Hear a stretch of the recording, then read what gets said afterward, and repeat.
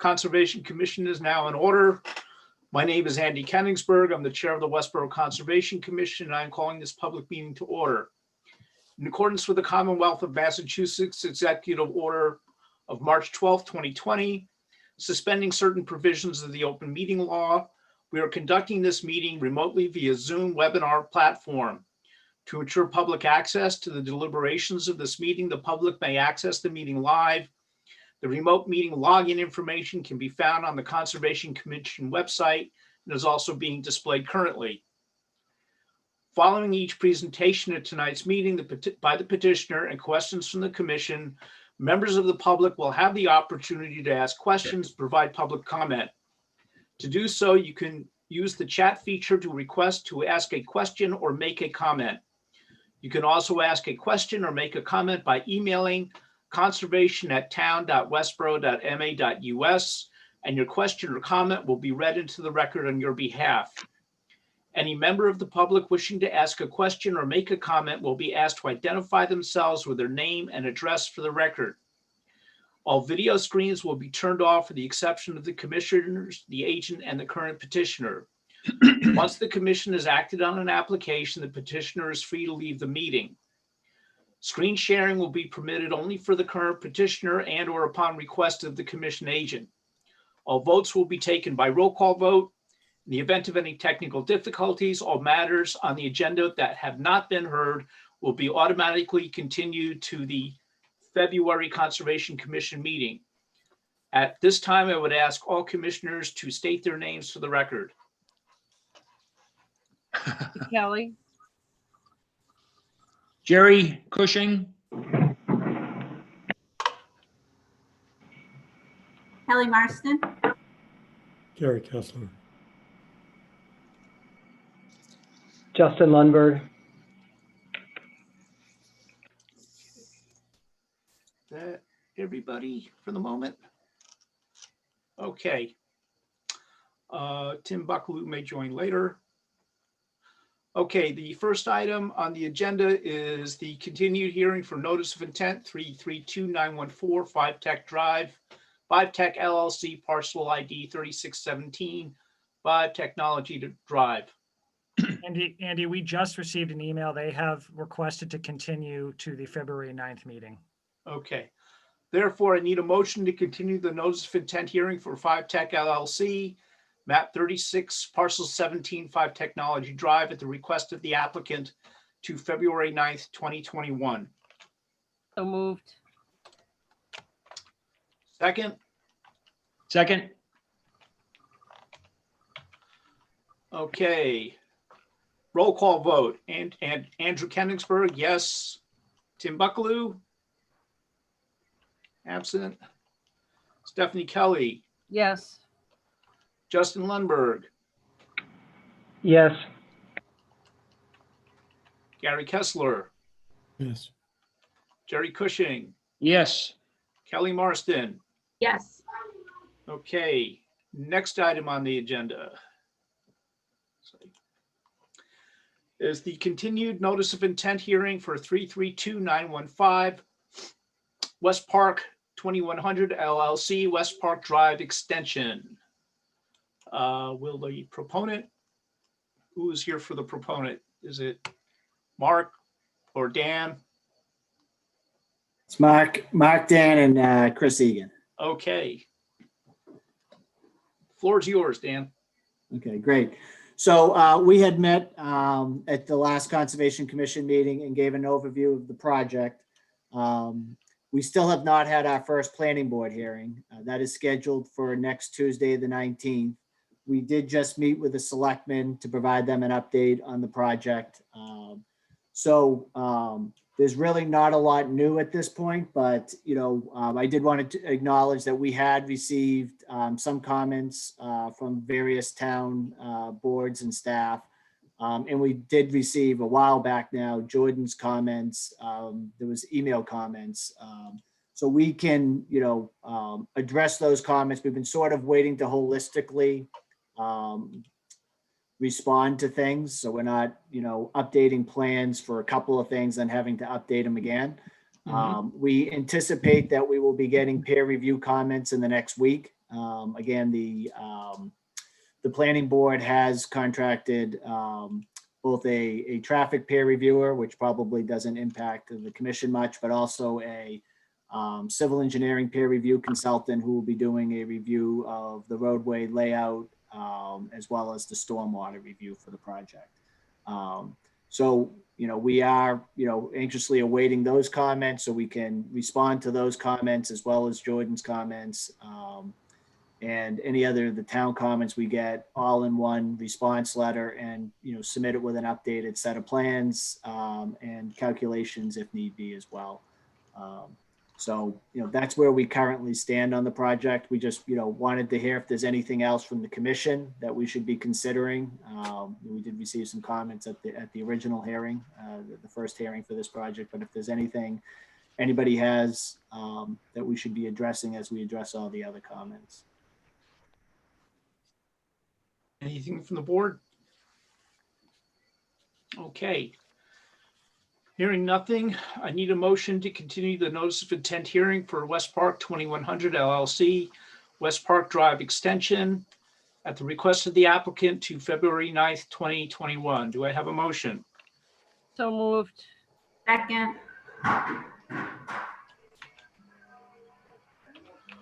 Justin Lundberg, Yes. Gary Kessler, Yes. Jerry Cushing, Yes. and Kelly Marston. Yes. Okay. It is, well, it's close to 7:10 p.m. God, we're getting all this stuff on time. Well, thank you, gentlemen. You folks have anything else on the agenda tonight? Chris and Mark? Okay, well, if you want to hang out, Thank you. you can. Otherwise, have a good night. Appreciate your time. Thank you, Andy. All right. Thanks. Okay. Okay, legally got to wait another minute and a half. So, Well, could I suggest something just that, when these things come up where we're just doing a continued or motion for this or that, could they at least provide a site plan? Just put a site plan up so that we just have a visual as we're going through it. Would that be something that we could do?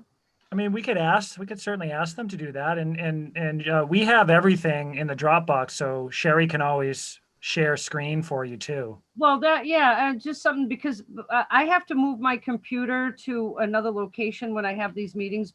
So I don't have access to my second computer, so I can't pull it up Sure. while we're talking about it. So it would just be nice to have a site plan. Yes, if I don't think they're going to share, I'll try to throw one up, just an aerial, just so you have a right. Yeah, just something. Yep. Yeah, I'll do that from now on. okay. okay, next item on the agenda is to continue for request for determination of applicability for Paul Gillen, map 4, parcel 108 at 1 Garfield Drive. So is there someone on? Hey, there's Tim. The applicant and his builder were intending to come. They know they have to speak with you about how the roof is going to drain on their 3-season porch. Mm-hmm. Do you see them in the attendance? Well, who's on the phone? The number ending in 0012? That's Justin. Oh, never mind. Paul Well- or anybody else associated, if you could just raise your hand, I'll promote you. Oh, there's 30 participants. Wow, Jeez. Wow. a lot of participants. Are we being spied on? I think there's a lot of people who are interested in 4400 Computer Drive. Tim. Okay, so no one's here. Yeah, I mean, if no one's here, I don't think we can. I don't think there's anything to take up, and we can just continue. And Andy, you'll have to ad lib on the motion. I didn't expect to have to continue this. All right. Well, I can. Well, Sherry, is anyone here? I'm sorry, you just raised your hand. I promoted you to a panelist.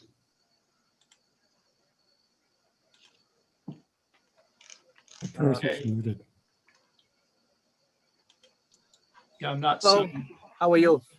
This is from for Paul, one in Westboro.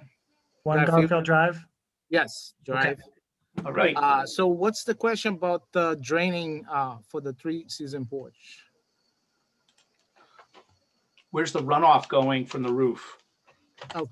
It's go underground. We're gonna have to do a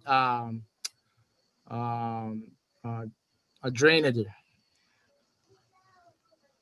What is Uh, I'm sorry, a what?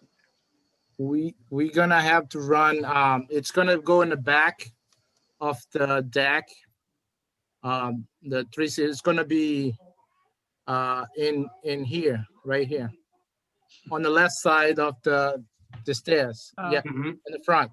Yeah. So it's just going to discharge. So the runoff is just going to go to a downspout and go on the ground. Yes, in the ground. In We're the gonna ground. put it in the ground. Yeah, Okay, so you're going to have some kind of a drainage. a dry well, or okay. Actually, could we hear what, so it's going to go in the ground.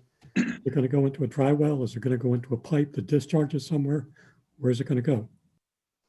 We're just gonna have like a gravity, like it's gonna be a little far from the house. It's gonna be like 4 to 5 feet down. Yeah, but what is it? What is it discharging into? Inside the ground, with just like inside. I think he's suggesting it's going to drain onto the ground rather than into the ground. That's Oh, okay. So okay, we I can do think that what too. he's trying to suggest. Well, we're trying to understand if you're putting a pipe into underground, or is it just going to run off over the grass? That's what. Well, we can do either way. It's gonna be on the top of the grass or in the ground. Either way. Okay. If that works for you guys. Okay, I guess we were hoping to get a specific answer on that this evening. Okay, we're gonna put it on top of the grass. Okay, So we're gonna All run right. it on top of the grass. so we just have to make sure that the discharge just doesn't go near the wetland, so it doesn't look like that's going to be a problem. Does anybody have any questions on that from the board?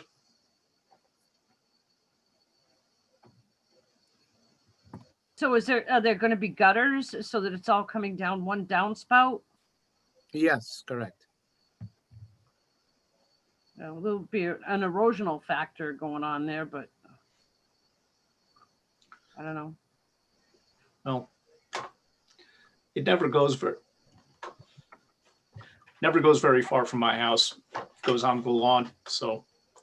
Yeah. If I can, Andy, I'm sorry to interject. Is it possible for you to supply us a drawing? I think one of the problems that the commission is having trouble visualizing exactly what you're proposing. Can you yourself or the architect supply us on staff with a drawing that shows exactly what you're proposing? Yeah, I can do that, but he's out of the country right now, so Okay. I'll see what I can do without him, Okay. just to put something there so you guys know where he go, Okay. where he can go. Okay.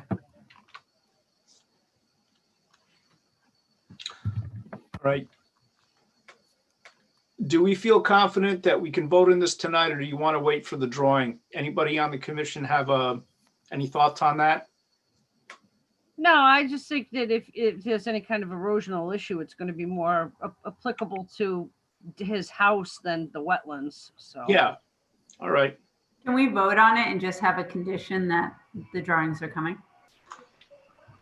Sure. Can you do that? Let me just add that to the motion. This is a determination of applicability, so you'd be, if you want to approve it, you'd be issuing a negative determination. And you could just include that as a condition of the determination. Well, and I would also want to specify that if he's talking about just putting it on the ground, that he's not at some point in the future going to dig some kind of a dry well or something and not notify us. No, we'll not, no. We're just gonna put on top of the grass, that's all. Yeah.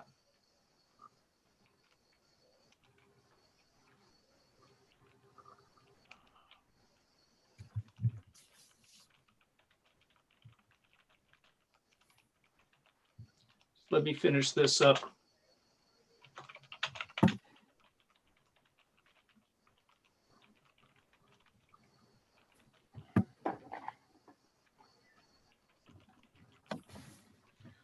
Okay, so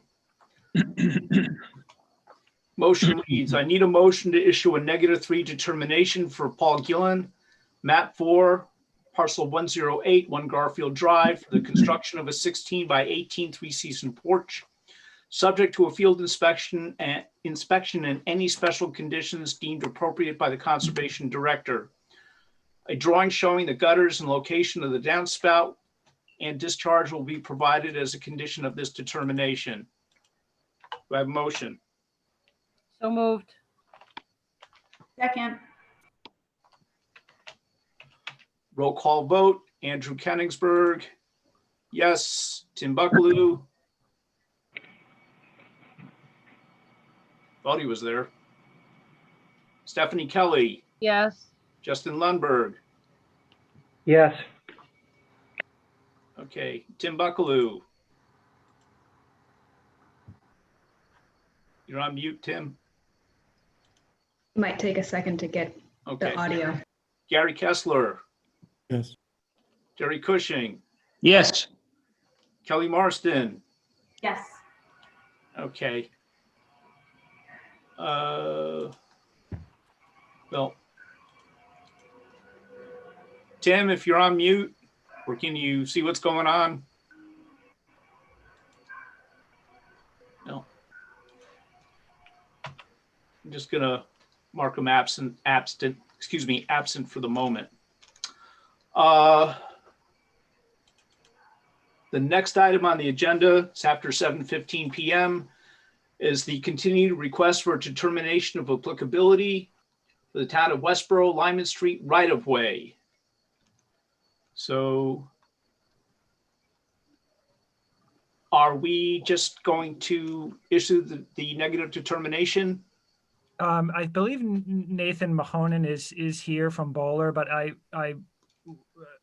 the end of last hearing, I think you were all comfortable with the project. Right. I had neglected to write a motion specific to the waiver, which I provided you now. And, Okay. All right.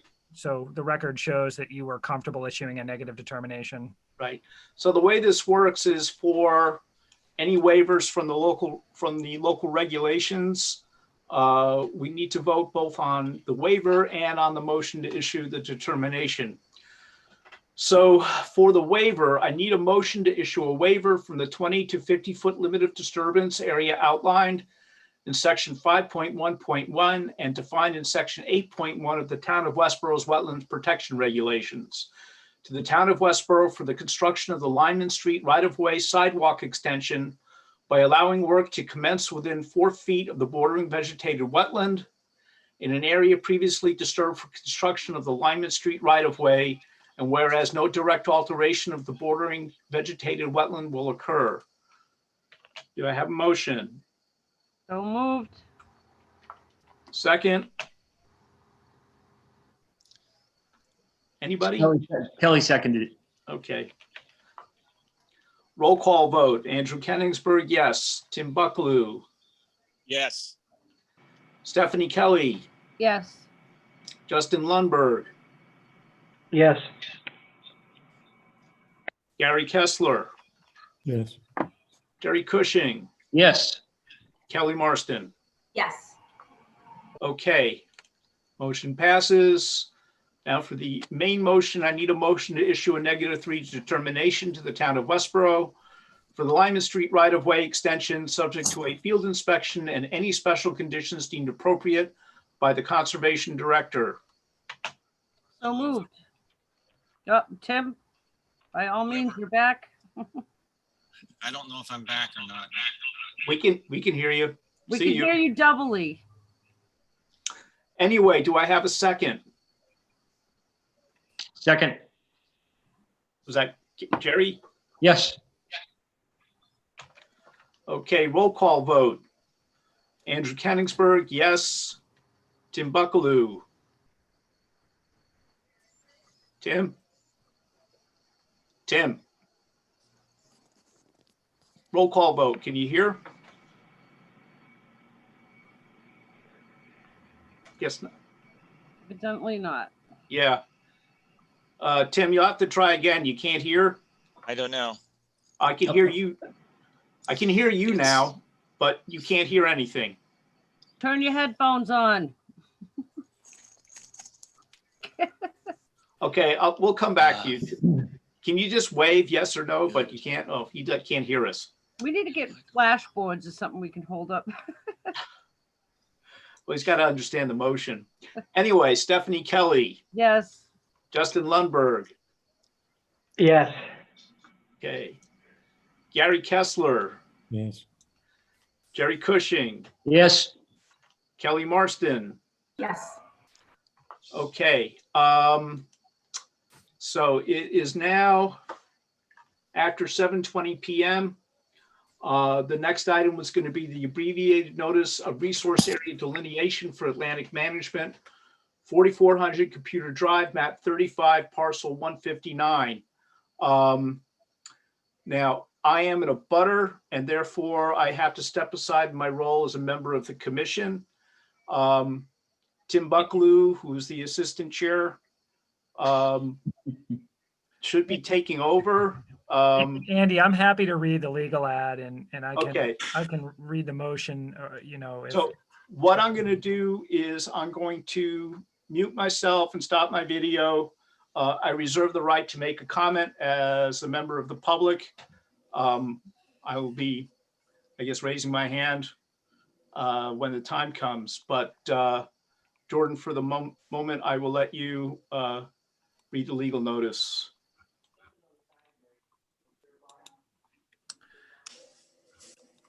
Okay, this is a legal notice of public hearing for abbreviated notice of resource area delineation, Westboro, Mass. Issued to Grady, Capobiano, and Atlantic Management, 4400 Computer Drive, map 35, parcel 159.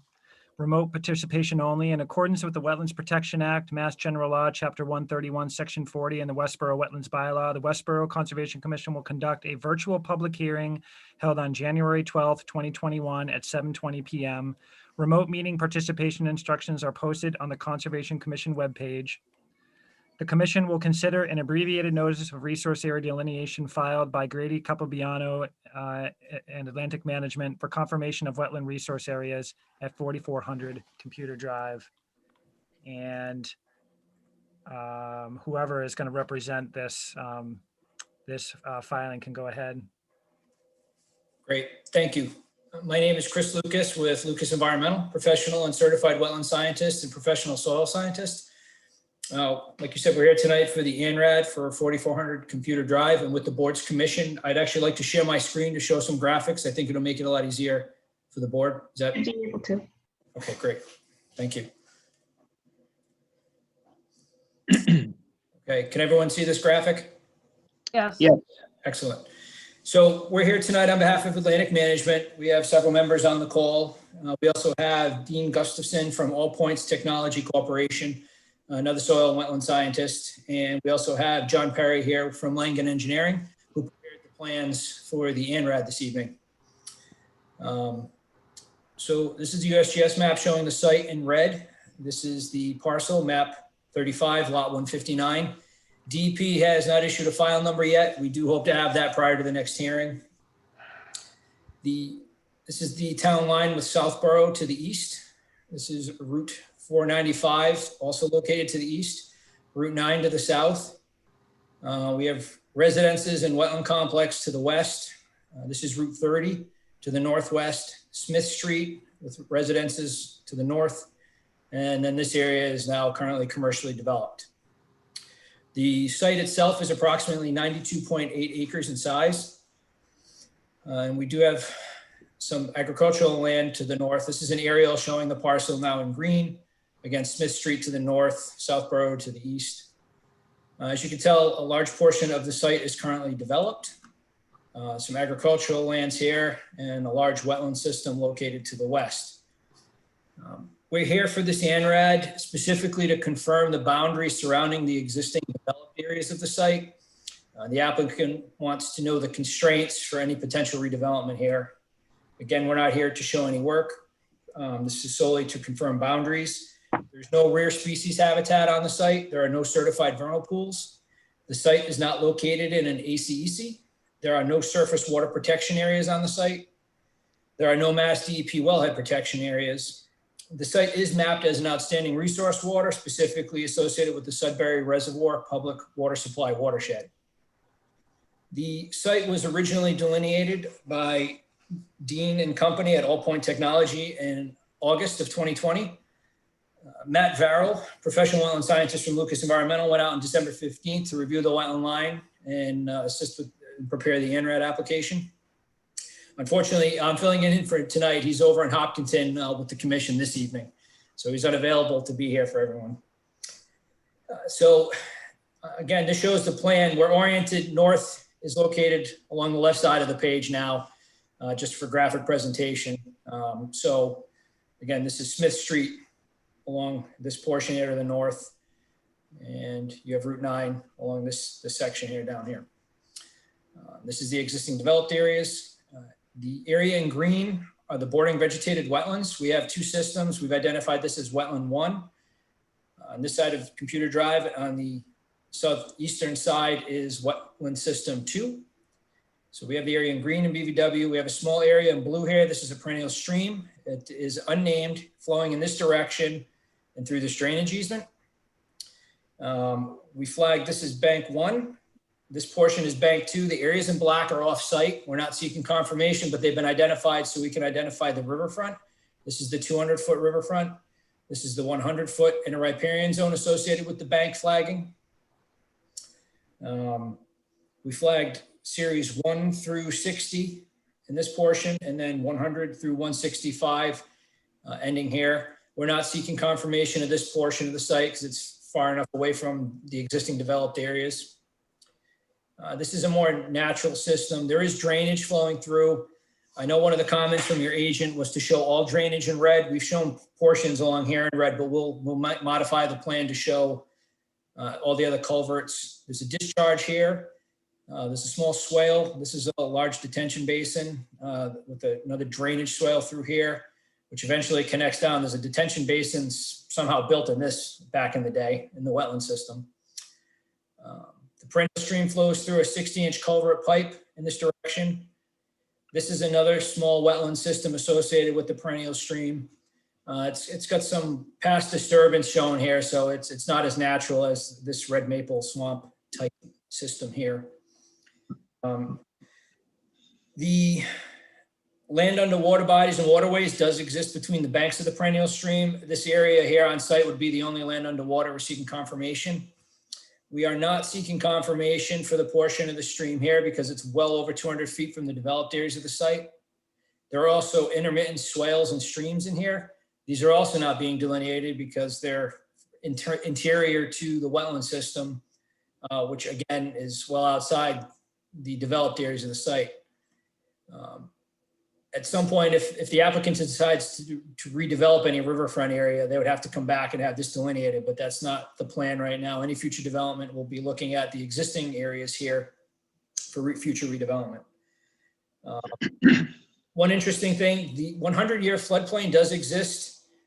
We show it down here on the site. It's based on a zone A, so there's no elevation based. It's completely interior to the BVW, and per the state regulations, bordering land subject to flooding only extends from the areas outside of a wetland. So we wouldn't have BLSF on the property. We would have the 100-year floodplain, but it's not classified as borderland subject to flooding. Even if it was, it's interior to the wetland system. We've also shown the 100-foot buffer zone in yellow to show the commission's outermost jurisdiction here. So requesting confirmation for in front of the board tonight are the resources shown in green, the perennial stream in blue, the land under water bodies between these banks, the offset for the 200-foot and the 100-foot riverfront along this portion, as well as a 100-foot buffer zone. We find it more than appropriate to have a fact of finding or a special condition noting that there are intermittent streams not confirmed in here, as well as the perennial stream through this portion. And at some point, if the applicant needs to come back, for any redevelopment, they'll be in front of you for notice of intent. At that time, they could address this if that's something that the commission feels warranted at that time. Other than that, I'll open it up to the board for any questions or comments you may have.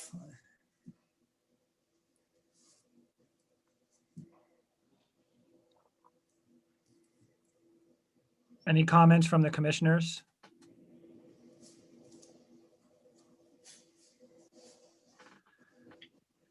I guess I could articulate a concern I have as the agent, that or maybe a further explanation from you as to why you're not going to just delineate all resources on the property.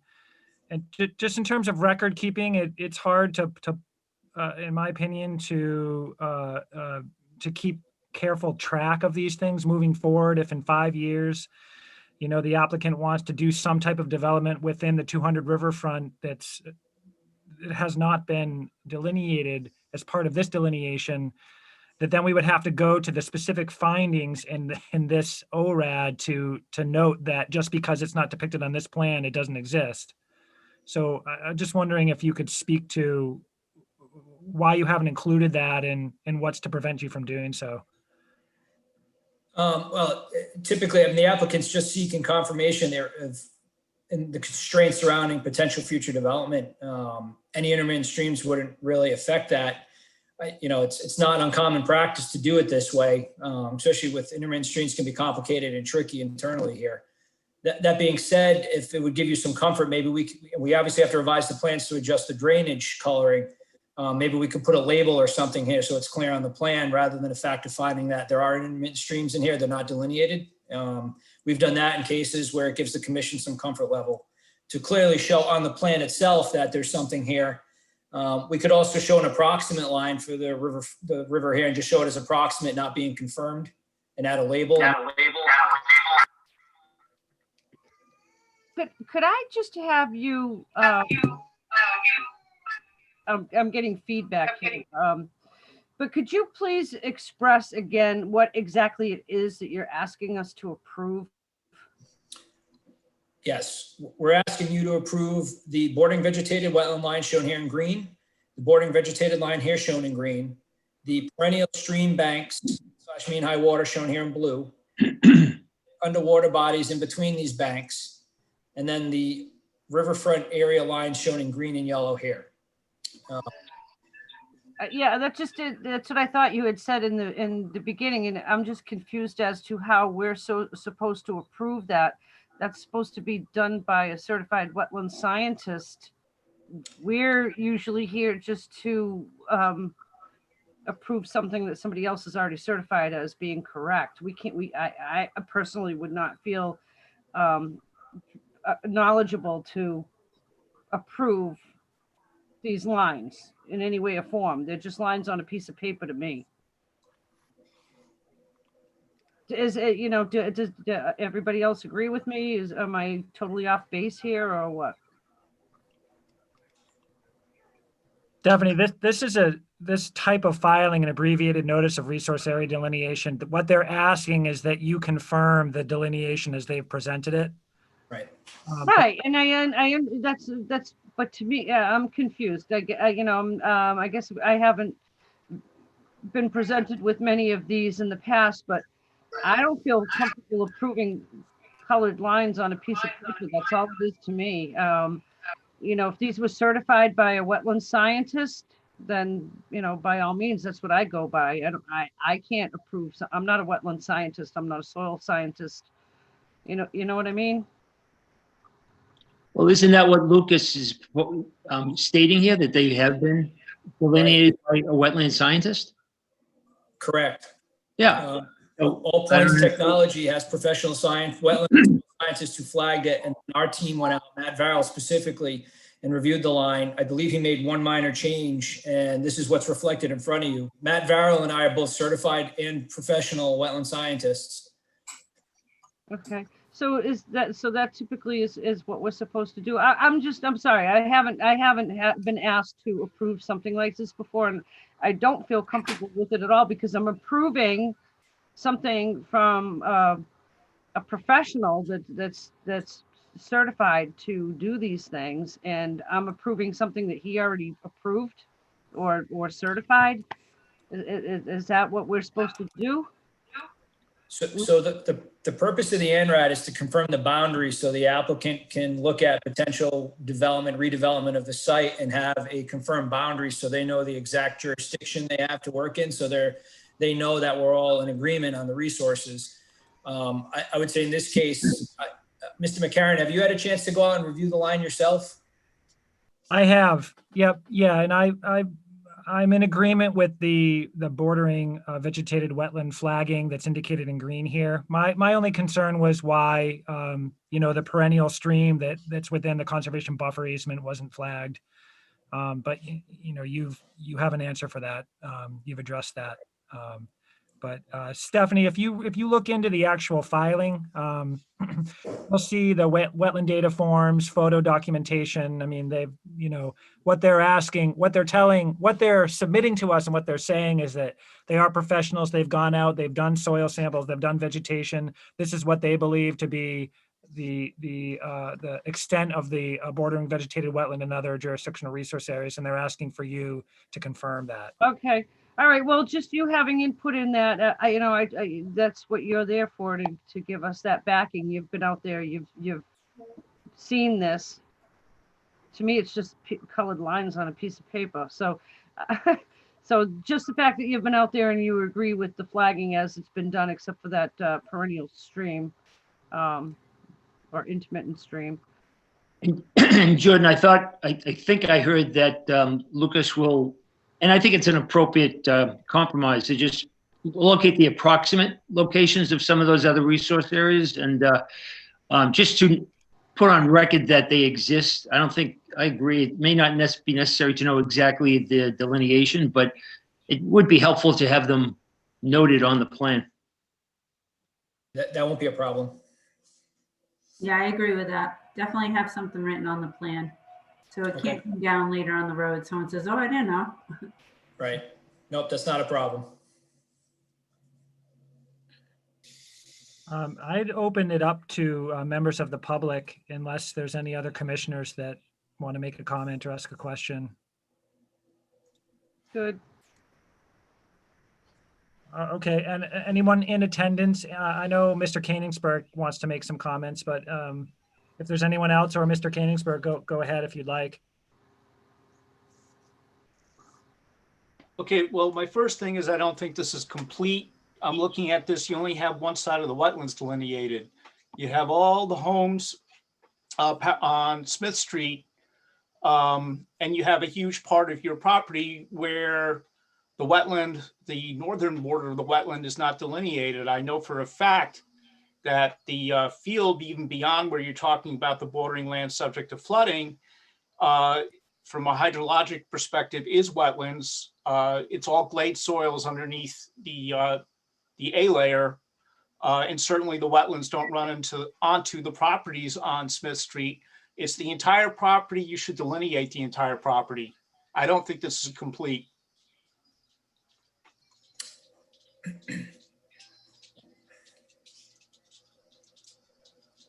Oh, and for the record, I'm at 3 Smith Street. Well, and it does seem kind of odd that all of a sudden the lines stop up on that top left-hand side there. What happens over there? And what happens down in the lower right-hand corner where to the north aspect, where does that continue? Or does it just stop? Right down here ties into the stream. No, I'm talking about further up from that, on the other side, up where the little black, yeah, right there. What happens right there? It's a seat that comes up and around and back down. So this is a pocket that ties in, and the stream comes through here, and there's another little feature here and a small isolated wetland. This is off site, so it's shown in black. Right. Regarding this, Dean, do you want to, I haven't been to the site, Matt and Dean have. Dean, do you want to address where this goes?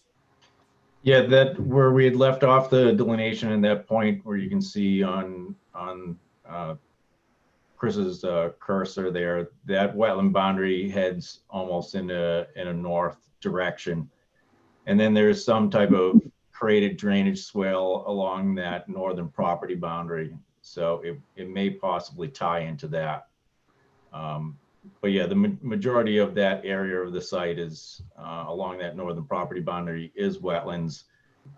There is going to be some type of boundary that's going to go on and off the adjacent residential properties. So some of those wetland resources do extend onto those adjacent residential properties off the subject property.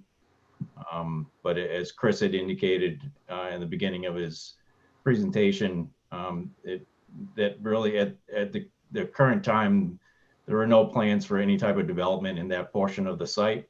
So we feel that the ANRAD is that we're looking for is related more to the existing development, and that information, that data is not germane. So as Chris had indicated, we can add some additional notations to the plan to make it clear the actual limits of what we're asking for the ANRAD and what resources we're asking for, and provide some clarifying notes for the commission.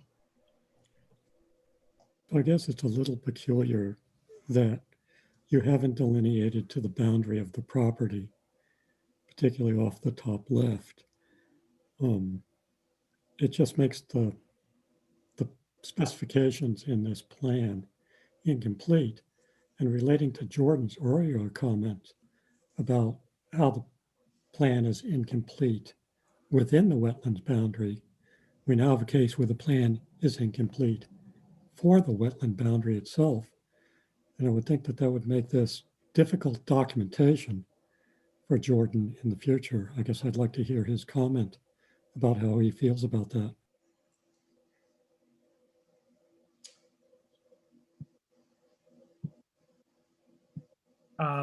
Yeah, I mean, it would be a challenge. I think, I mean, it's, it's at I guess the will of the commission, how you want to proceed with this. If the areas that are not denoted on this particular plan or weren't delineated and there's no backup data for it, are notated on the plan and then captured in the findings, and that I can reference their notations on this plan, I'd be a little bit more comfortable with that. Be clear, would that be acceptable to you, Jordan? Say that again, Gary? Would that be, those kinds of notations be acceptable to you, or would you prefer to have the delineation completed? I mean, I think the preference, right? And I think, Andy as a resident is expressing that, is to have the entire site delineated. But I guess it's my opinion that I would be comfortable with this, provided that the other resource areas on the property are notated, even if they weren't delineated, so that carries forward for any future planning, Gary. Yeah, I think a lot, if I can just add something, it will depend on what the proposed activity is on site. And if we have a sense that the proposed activity can have an impact on the wetlands, within the wetlands, there's no reason why we couldn't ask for further delineation. Right. That's what I was thinking as well. Do you have anything in the regulations on how complete the wetland delineation has to be? Like, for instance, if a homeowner came in front of us, like one of the previous people tonight, and they said, well, I just delineated this 20 feet right here because that was the only part that I was going to impact. I didn't delineate everything on my property because I wasn't going to touch that part. Are we setting precedent to let other people just do what they feel is impacted? Or do we have some regulation to say you need to do this much, or it's okay to not do all of it? No, you can, Kelly, you can extend that question to a very large piece of property, and someone's proposing an activity that just impacts a small portion. Right. To require the full delineation of all the wetlands on the property can be extreme. So there has to be some balance to that. Well, and that's like, we don't even really know what they're going to be doing. So we're trying to prove something in advance of the activities that we even know are going to be implemented on the site. So I think it needs to be written into the conditions that if, that this is, our approval is only pertaining to the southern portion of the site, and any activity to the north of the site's they're going to have to come back again. It makes sense that a big property, you're right, it would be totally overwhelming to do huge properties. I didn't know if we had anything written down somewhere that we could fall back on for guidance. Yes, you have to, or no, you don't. This is usually where Justin chimes in and says, listen, this is law. Yeah. And I don't think there's anything to prevent us from asking for further delineation once we get a sense of what the activity is, in my mind. And if some of the commission members recall, we flagged Otis Street a couple of years ago, and we came in with an ANRAD in front of you for Otis. We didn't flag all the wetlands. We flagged all the exterior wetlands, all the perennial streams.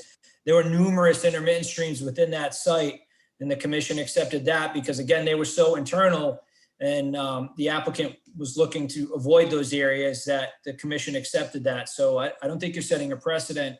As far as the ANRAD, the applicant comes in asking you to confirm the resource areas we're requesting. If there are other areas outside that limit, it's typical just to make a note of it.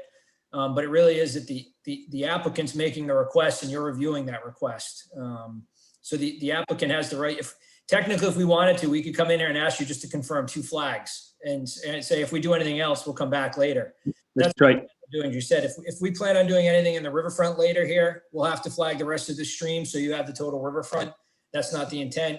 If there was ever a plan to develop back here, they would obviously have to come back and flag. We'd have to come back and flag this for you. And I think with the notes, it's going to be very clear. We can make this very clear. These areas haven't been confirmed. This isn't flagged. We can clean that up for Mr. McCarron's satisfaction and the commission's satisfaction that it's very clear and clean. So you have a nice record copy knowing what was approved, what was not. And if the applicant decides to come forward with the development, if it's within these areas, then you're fine. If it's expanded, then we'll assess those resources then. Mr. Chairman, for the record, Robert Buckley, I'm counsel for the applicant. Isn't it true that when we come in with a notice of intent, to the extent that these lines are being used for us to design the site, but when we file our notice of intent, if the commission has any issue with respect to areas, I guess that would be the northeastern portion or northern portion, that we would have to note that as part of the notice of intent, and you'd have your ability to comment at that time? That's correct.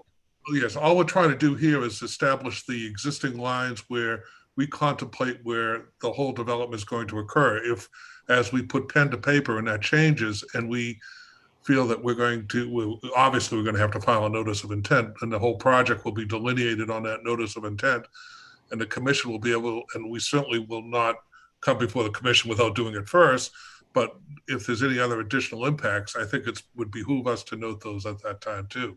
So it's not as if you're approving something that you will not have the ability, once the project is formulated, to have additional comment and input. Thank you, Mr. Buckley. I think that's very clear.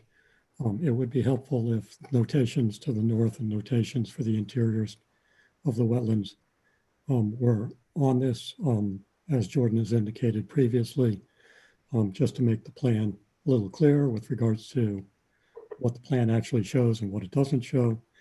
And then I think it does exactly what you folks are asking, which is it shows the line and allows you to do your planning.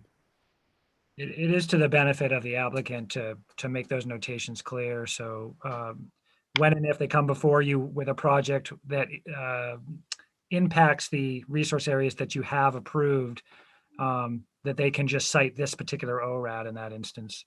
I just want to read into the record a comment from resident Adine Doneski at 7 Smith Street, who indicates that she also agrees that the delineation seems incomplete. So where is Smith Street relative to this site? It's pretty Like hard. that's it over there? Mhm. And what are their concerns, the residents over there? Are they concerned about runoff or do we know? Well, Andy is a resident. He's expressed his concern. This filing isn't proposing any work. It's just, you know, confirm Preliminary. resource areas. So unless a resident wants to speak up, I presume they believe there's some resource areas that aren't being depicted on this plan, which, you know, the applicant is addressing. Right, is okay. Trying to address. Tim Buckaloo, who's the vice chair, is having a lot of trouble with his audio, so I'll have to read the motion, but just so the applicants know, typically we wouldn't close tonight. We would, you know, take comments tonight. If there's any further comment discussion that's needed, any additional information that's needed, we'd continue to the next hearing. But either way, we would plan to close and issue an ORAD. The commission, if that's the will of the commission, at the next hearing, not tonight. Right. Sounds good. But I just, Tim, are you able to speak? Well, it's all, no. Okay. Mr. Chairman, again, for the record, I've already advised my client that that's the preferred way to go, that because of the COVID hearing, the remote hearing, that you continue to the next meeting for the final vote and decision. Any other comments from the commissioners present and or from the public?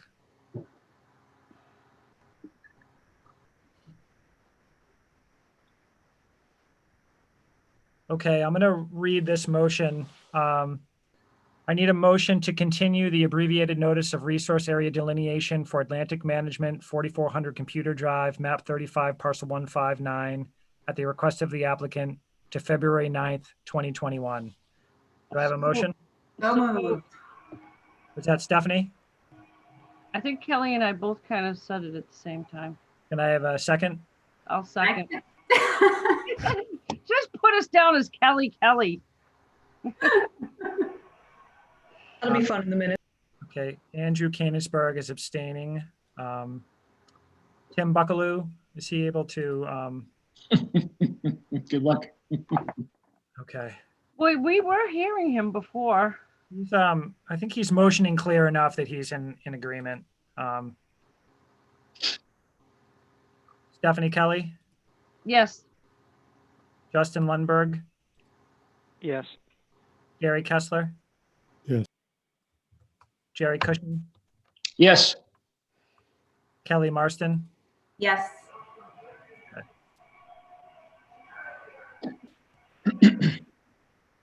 Okay. So if Thank you you for your could, time and consideration. thank you. If you could just send me an email, it can just be a simple email, just requesting continuance just for our records to February 9th, that would be helpful. And we can communicate offline between now and then. No problem. Thank you very much. We appreciate the time this evening. Thank you. Thank you. folks. Okay. It is after 7:25 p.m. The next item on the agenda is the stormwater BMPs for Fales Elementary School. So, Jordan, do you want to do the description here, or would you like me to kind of summarize what's going on? What happened to Jordan? I don't know. He disappeared. That was me. I'm sorry. I was trying to move somebody else off at it. Jordan's name popped up. That was rude. Okay. Jordan, would you like to start up, or do you want me to talk about what's going on here? You know, you've been in the loop. I've talked enough tonight. I wouldn't mind if you took the lead. Okay. Sherry, can you let me share my screen? Yes, you should be able to. Okay. Well, the first thing is, as you may or may not I hope most of you are aware that there have been ongoing complaints regarding stormwater runoff from the construction of the new Fail School. And what has been happening is that despite best efforts, there continues to be, when storm events occur, the pond shows evidence that the runoff contains sediment. We've had neighbors adjacent to the construction site complain repeatedly and vociferously to the town, the school district. They've talked to the Conservation Commission, wondering what's going on. And so finally, what I did was I put on my geologist hat and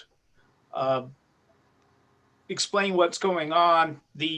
First of all, is that pond downstream of Fail School. I don't know if anybody was able to read the email chain that we put into the Dropbox.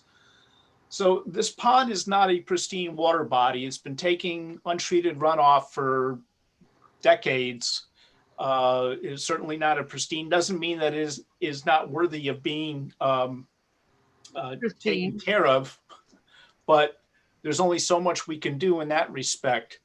The other issue is that the sediment that's coming off the exposed construction site, now the site is made of glacial till. The finest fraction of that stuff is called rock flour. It's the size of clay, but it's not clay. It's not sticky. It's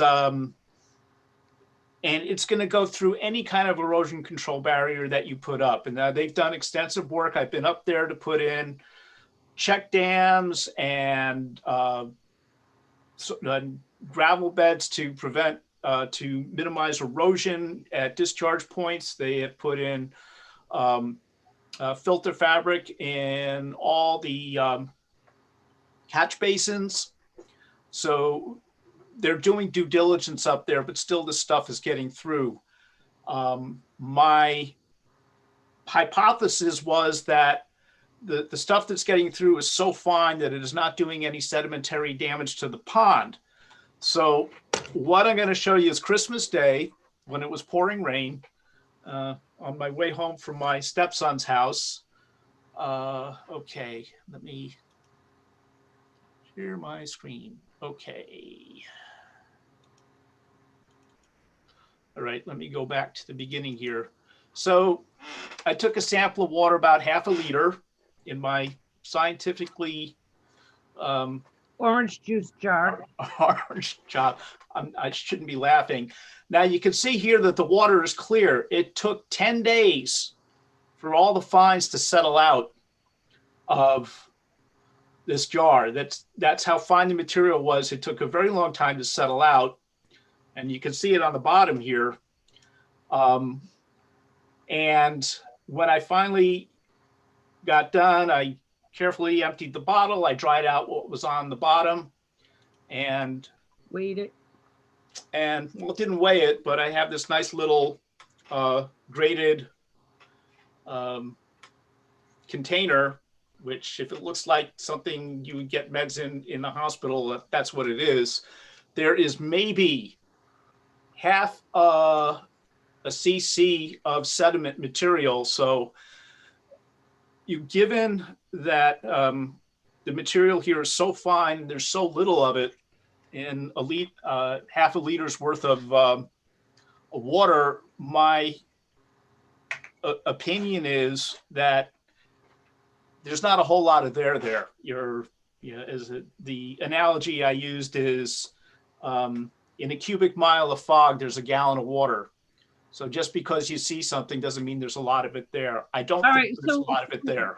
What exactly are the residents complaining about? They say that the water is discolored and they think that the pond is being filled up with sediment in the runoff. That's their concern. I did explain that if, in order to truly determine if there's been any significant siltation of the pond, you'd have to go in and do some sampling on a grid, figure out what's in there. And even if there was sediment in the pond, cleaning it up could do more damage than good, because now you've got to excavate that stuff out. Any flora or fauna in the pond is going to get damaged or removed, otherwise disturbed. So there's a balance that we need to think about here. And I said, given how very, very, very fine the sediment is that's getting through the erosion controls, I don't think there's any significant or any damage really to the pond at all at this point. So that's my summary of what I think is going on there. Granted, what I did was not exactly what I'd call something that would pass scientific rigor, but to do that would require a lot of effort. Right. No, and I think what you did, I'm thinking that maybe there's another underlying factor that the residents are concerned about, but they're putting it onto the sediment in the pond. Could that be a possibility? Just the whole construction and redevelopment of that. Well, that could be the issue. That entirely could be what's underlying this. However, the complaint has been about that they're seeing the visible discoloration of the pond, and therefore they think what I have been told is they think, oh, the pond is being completely filled up with silt. I'm not exaggerating. That's what they think is happening. What I'm trying to do, and what I've tried to do with these residents, is to waylay their concerns that no, that is not what is going on, in my opinion. And I could go back there and keep sampling after each storm event, just grabbing water in the runoff and seeing what it looks like. But there is no coarse fraction in this stuff. There's no coarse material, anything that could, no sand, no silt, just this clay-sized material. That's all it's going through. So the other thing that I'm thinking is that, granted that was just one little half of orange juice container that you collected that had that much siltation in it. So times that by, because we've been having rain all at once instead of spread out over a long period of time. So we're getting large volumes of water going through. So times that, half a container of orange juice times the volume of water that was going through that stream. And it could be a appreciable amount of silt that's going down into the pond. But, and I don't know, because again, I'm not a wetland scientist. So is that siltation buildup going? Okay, there you go, Gary. So you say something. Is that going to have an effect on the pond and the ecology of the pond? So I live just down the street from that pond. I've lived down the street for over 40 years. That pond has never been a healthy pond.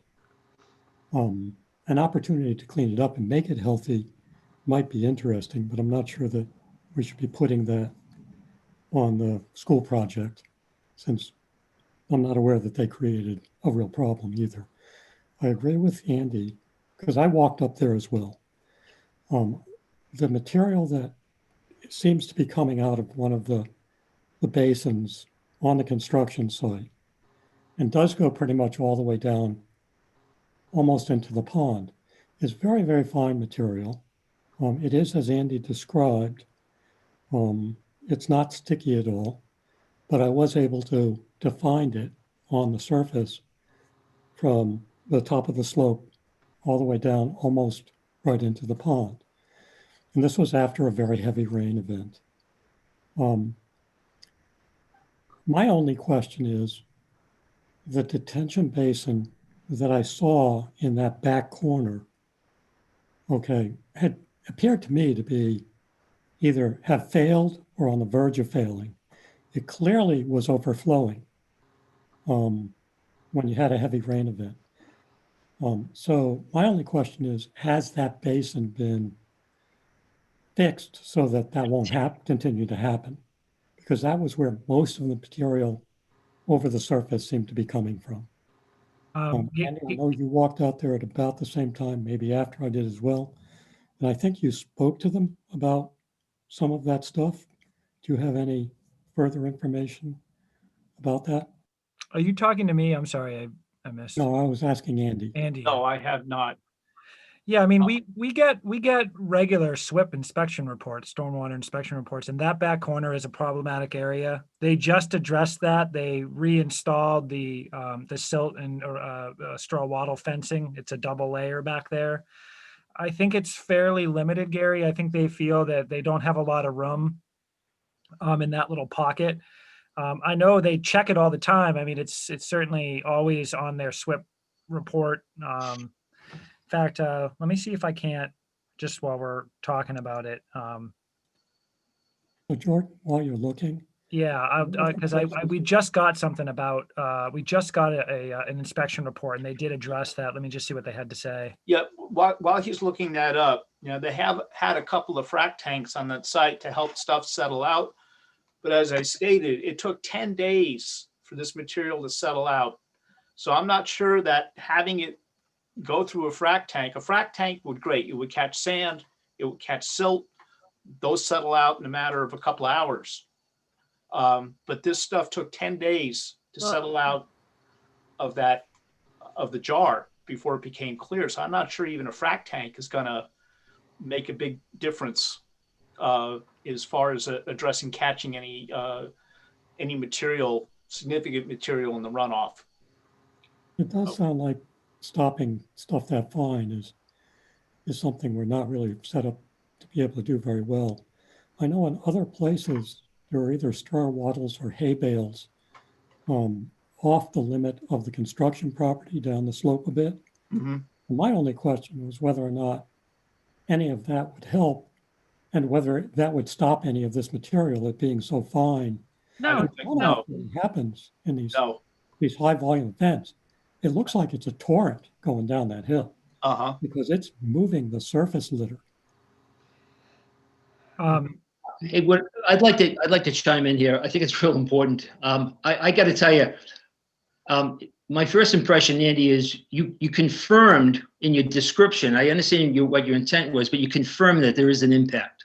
Yeah. In my mind, when I was on the other side of all of this, when I was an engineer and trying to get projects permitted, I was in front of commissions that would just jump up and down about something like this. And the fact that the size of the particle has nothing to do with the impact, not enough room on the site doesn't matter. You do something about it.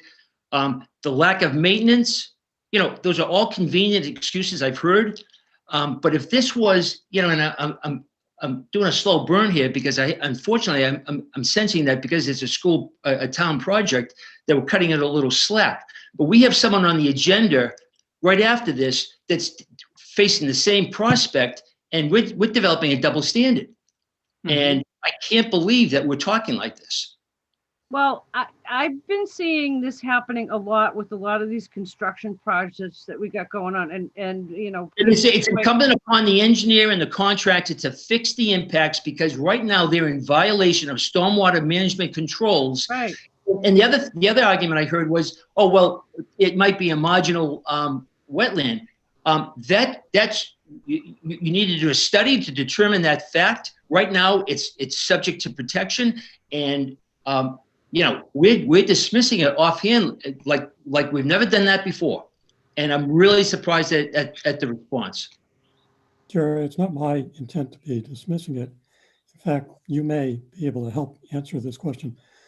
I really don't know what can be done to mitigate this, other than them doing something about that detention basin.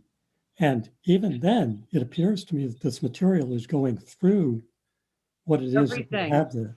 I've had to deal with clay and sands, and it's a horrible problem. But contractors are responsible to do something about it. And right now, they're not doing that. It's one thing. I agree, Andy. You can only hold on to it so long. But if it's overflowing, and if there's a breach and there's no maintenance records, then they're not doing enough.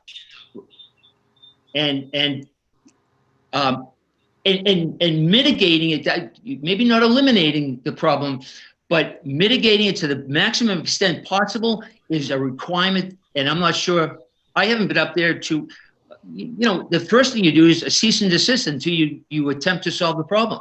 Now, they've had frac tanks up there. They don't seem to be working. Maybe we need to just find out what the current status is. We're a few months off from spring. There will be spring impacts to any wildlife that's in there from those fine sediments. So, like I said, I'm really surprised. But and look at what happened with Amazon, all the stuff that was running down the street from them. This is a widespread problem that's going on around town with all of these construction projects. And I don't know, is it totally 100% our jurisdiction, or should the planning board also be involved in putting in these restrictions and these, implementing these, whatever you need to do to control all of this? Because initially it may be initial planning board, but as soon as you impact a wetland, it becomes ours. Right, but it shouldn't be happening to begin with. The planning board is putting it off on us.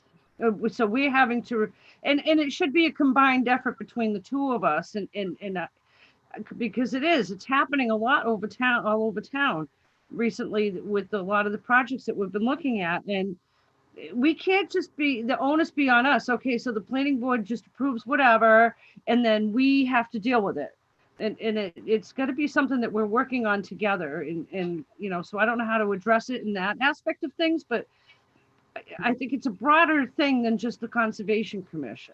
We do get support from the DPW and their engineering department, because they're also responsible for the town stormwater bylaw, which this falls under. It's not within our jurisdiction, but to Jerry's point, unless and until it impacts a resource area that is within our jurisdiction, and it is currently doing that, which is why we are involved. Jerry, I could offer, I agree with you. I think maybe having your insight, maybe bringing you out to the site to look at it with me would be helpful. Yeah, I'd be glad to. We get, I'm in regular contact with their construction supervisor.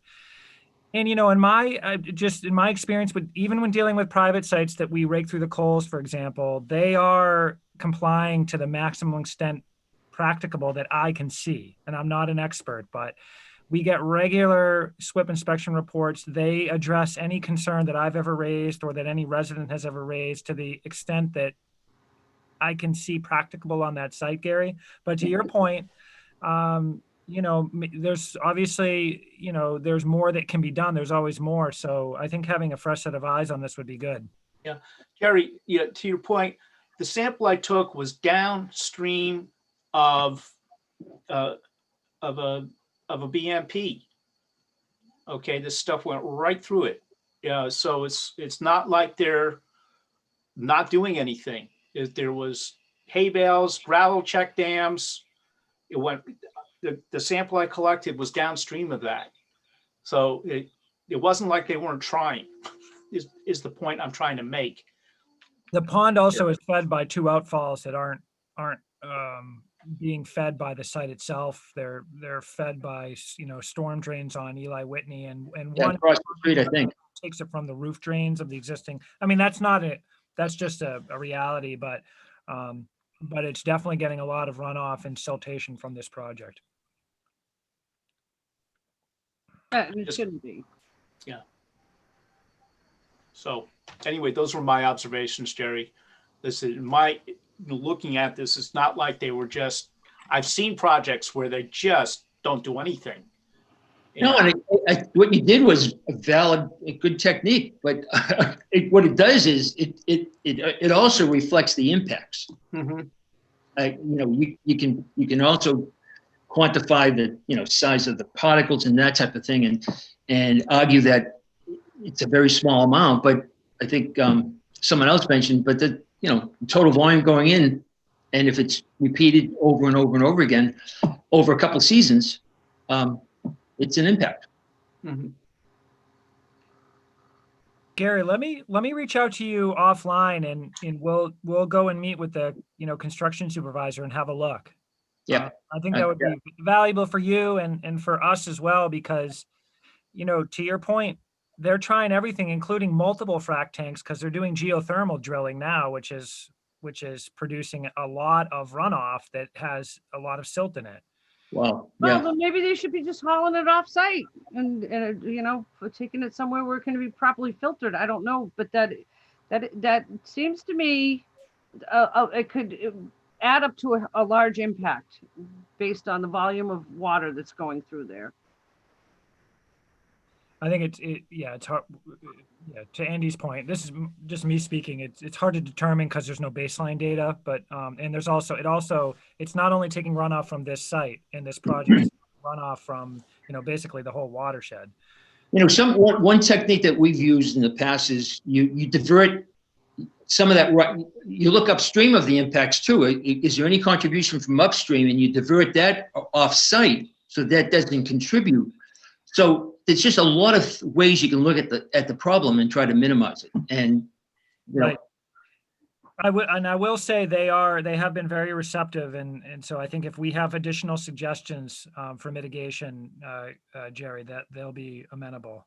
Yeah. I mean, they need to be. It's a school project, and to all of your points, I mean, it is now impacting a resource area within your jurisdiction. So we now have the right to require mitigation. And I did explain to the resident that has been concerned that at the end, when there's sign-offs for this project, conservation will be one of those. So we will have an opportunity at the end before anybody's off the hook to get mitigation if it's required. But obviously we want to try and prevent that as much as possible. Yeah, just one last point to the degree that we're on the Conservation Commission protecting wetlands. I think it's great that the neighbors are raising such a fuss and bringing it to, and sticking with it, and just to ensure that everything is being done possible. And just one more comment that I would like to make, because it does seem to be coming up on numerous of sites like this. We're at the front end of approving all these site plans, storm runoff, detention basins, and all of that. But where's our follow-up for the maintenance of these detention basins and making sure that they're keeping them cleaned and they're keeping them operational and all of that? That's Sherry's job.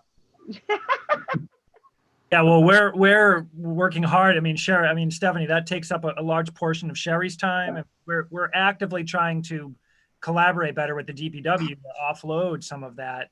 But it's a partnership, and right now, I mean, and not only in the inspections, but Sherry's also doing all the database work, and it's you put work up front in order to make it easier, moving forward. But it's a challenge, and we're devoted to it. I mean, a lot of towns do no follow-up. So yeah. That's something that we should consider, actually putting the threat of fines in, when we approve something like this. If after 2 years you have not done X and so, you will get a fine, or, I don't want to get too far off the beaten path here, but just something for future thinking, because this is a continuing problem that has been coming up on a regular basis. I mean, with the, Sherry, why don't you explain the process that you go through if there are violations that are not being corrected in the stormwater management inspections? So, so I send out a letter every year, and I go to every site. And when I start to see a site that looks to have repetitive lack of maintenance over the course of years, and I've met with them more than once to explain what they have on site, what they're supposed to do to maintain it, whether it be a detention basin, a swale, an outfall, catch basins, things like that, or water separators. If they either give me pushback right off the bat, or if I have to basically babysit them or be the squeaky wheel to get them to come, at some point I will send them a letter and say that your presence is requested at the commission. And then I try to get them on the agenda with you folks, which is what lately has been easier to do with you. Like, I've brought several sites that, I could list them off right now, but that have now started to come before you. And I think the more now that we've got this program to this point, the more we do that, where they have to sit in front of the 7 of you and explain not just why they don't want to listen to me and Jordan, but why they're going to just not listen to any of you and what you uphold, I think we'll really start to get the point across to a lot of different companies and residents that you all take this very seriously, and that stormwater and recharge and infiltration and total suspended solids being taken out of it is a very big deal. Does that explain it? Okay, so but yeah, it's a work in progress is what it sounds like, and the focus needs to get more detailed, I think, on it. I think next year my goal would be to have any of the really big outstanding, because I have several, at least 10 I could think of, that don't do anything, to have them come in front of you, to send them a certified letter and say, you have to explain it to the Conservation Commission why you refuse to do any work, and there's other companies who are paying yearly to fix one catch basin. It's not fair and it's not consistent. It's all that. Can't we, do an enforcement order on these non-compliant? Well, that was what was interesting. What's interesting to see about 40 Smith Valve, when you folks went that way, it was like, okay, well now you got some teeth in it. So anything that I'm inspecting now that Jordan's pulled it out and made it, DPW does with their sites and I do mine, we have teeth in ours because we have an order of condition on all the sites I visit.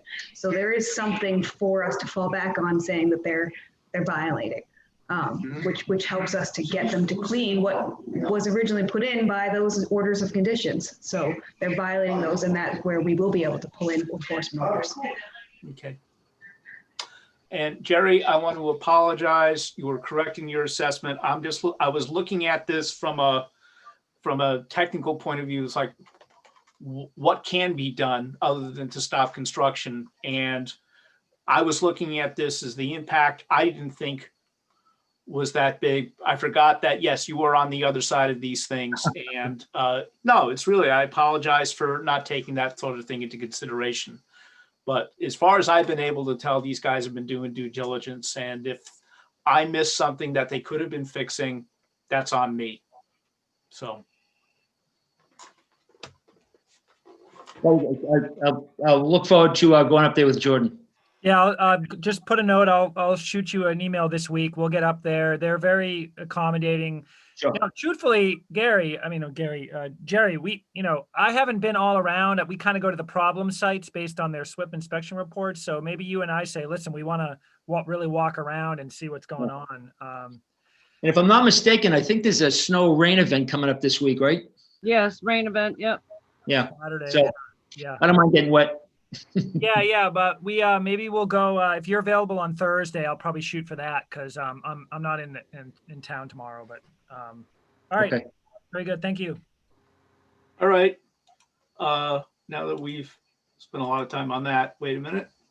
Okay, the next item on the agenda is the enforcement order for 40 Smith Valve Parkway, DEP file number 332747. So, Bill Doyle, I believe, is over there. Is this the one again with the detention basin, or the lack thereof detention basins? This is the parking lot at the commuter rail station. Yeah.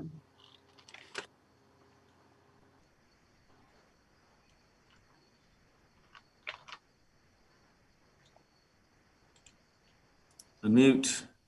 I'm coming, guys. I'm coming. Just turning all my stuff on here. Hi. There he is. I'm here. So I'm not sure who else will be joining from MBTA and or Keolis. Clary and or Tess will hopefully join in or have already. I'm not sure. Janice Kearney is in the attendee side. Oh, I was just going to say, if anybody else is here, if they could raise their hand. I couldn't quite see that. Moving them. Janice. Okay.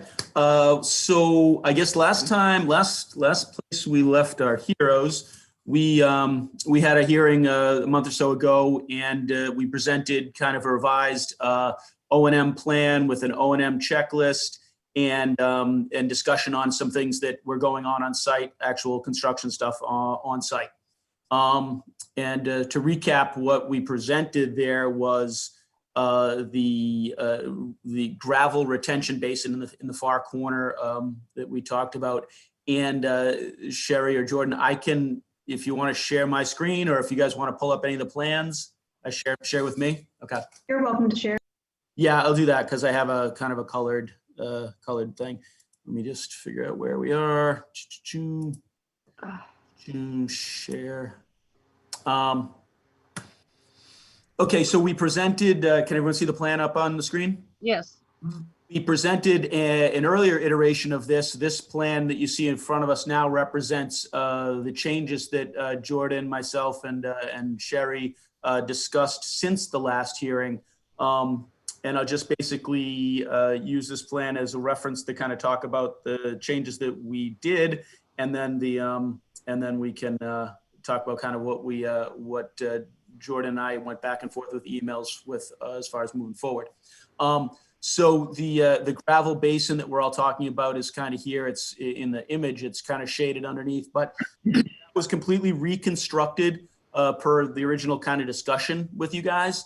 Completely reconstructed. Berms were built up so that it acts as more of a catchment for all the runoff from the corner here. Now, basically, it's it's functioning well as it should. Reconnection of the drain lines underneath it, and getting it basically established to work well. Historically, this corner has been an area of where the snow ends up being plowed. One of the discussions that we had, since the last hearing, working with Jordan, was to identify the snow storage area up in this corner on the track side. So if you guys can remember, this whole site slopes down to this B and D. So what this does is basically puts the snow the furthest away there. When it does melt, it flows down here, and it's still captured in these stormwater features. Another thing that was identified is the outlet structure to this basin. To basically wanted to identify that on the operation and maintenance plan as another thing to include, and that has been included. This plan you have in front of you right now represents kind of all of that, all of the changes, which basically are those couple of things.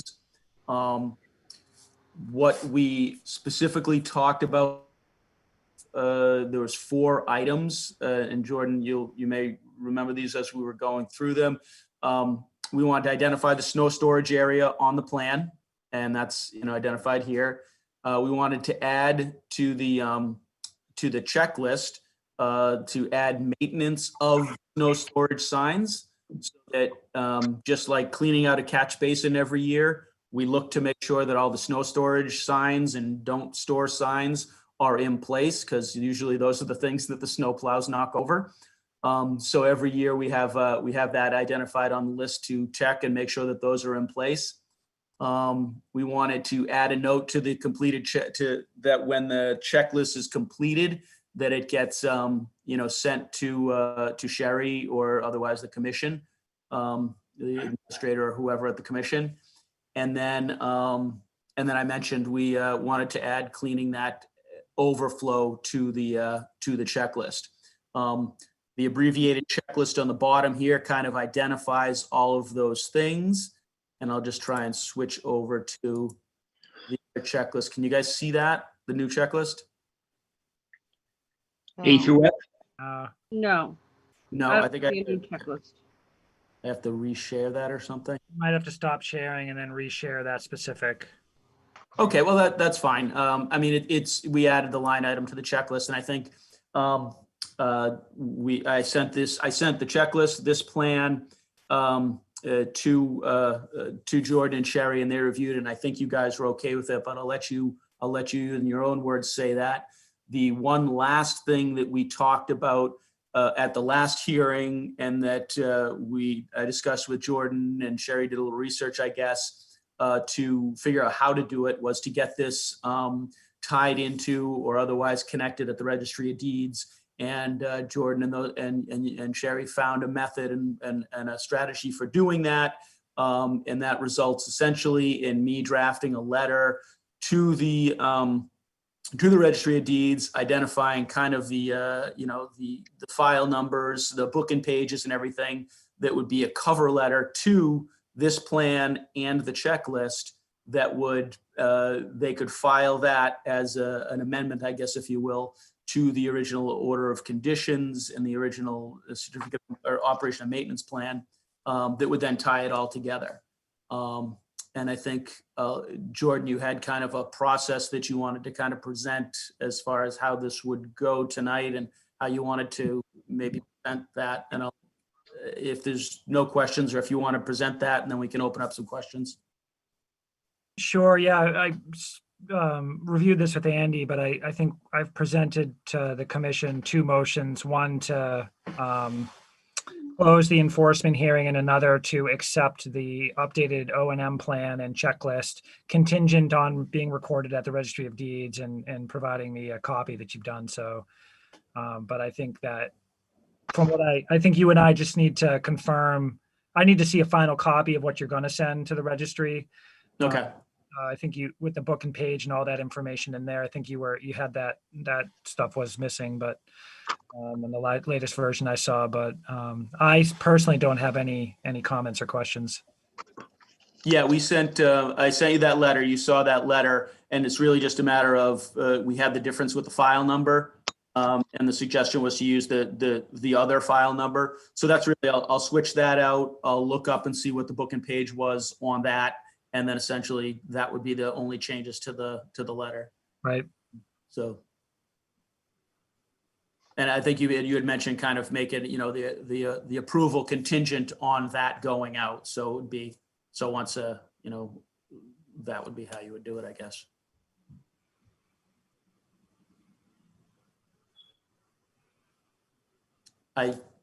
That's all. That's my presentation.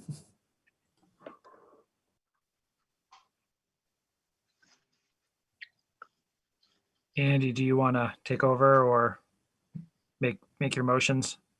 You're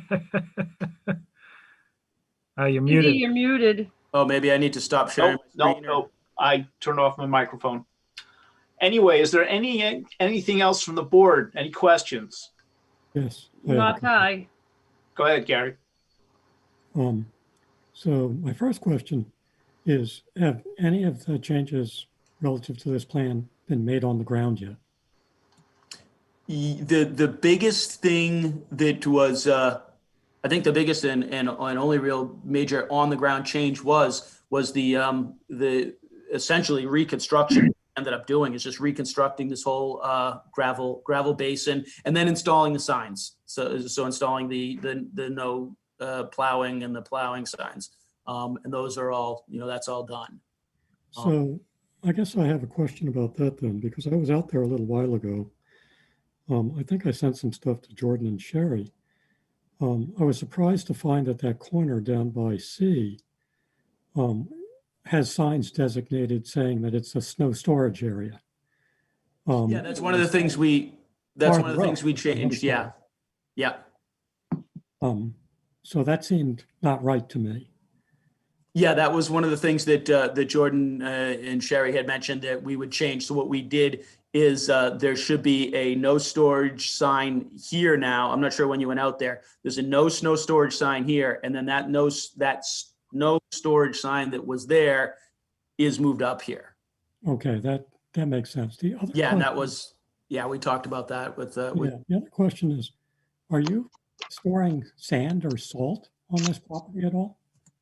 There shouldn't be. No, if there is, it would be, a remnant of a melted snow pile, but that would only be, it wouldn't be a mound.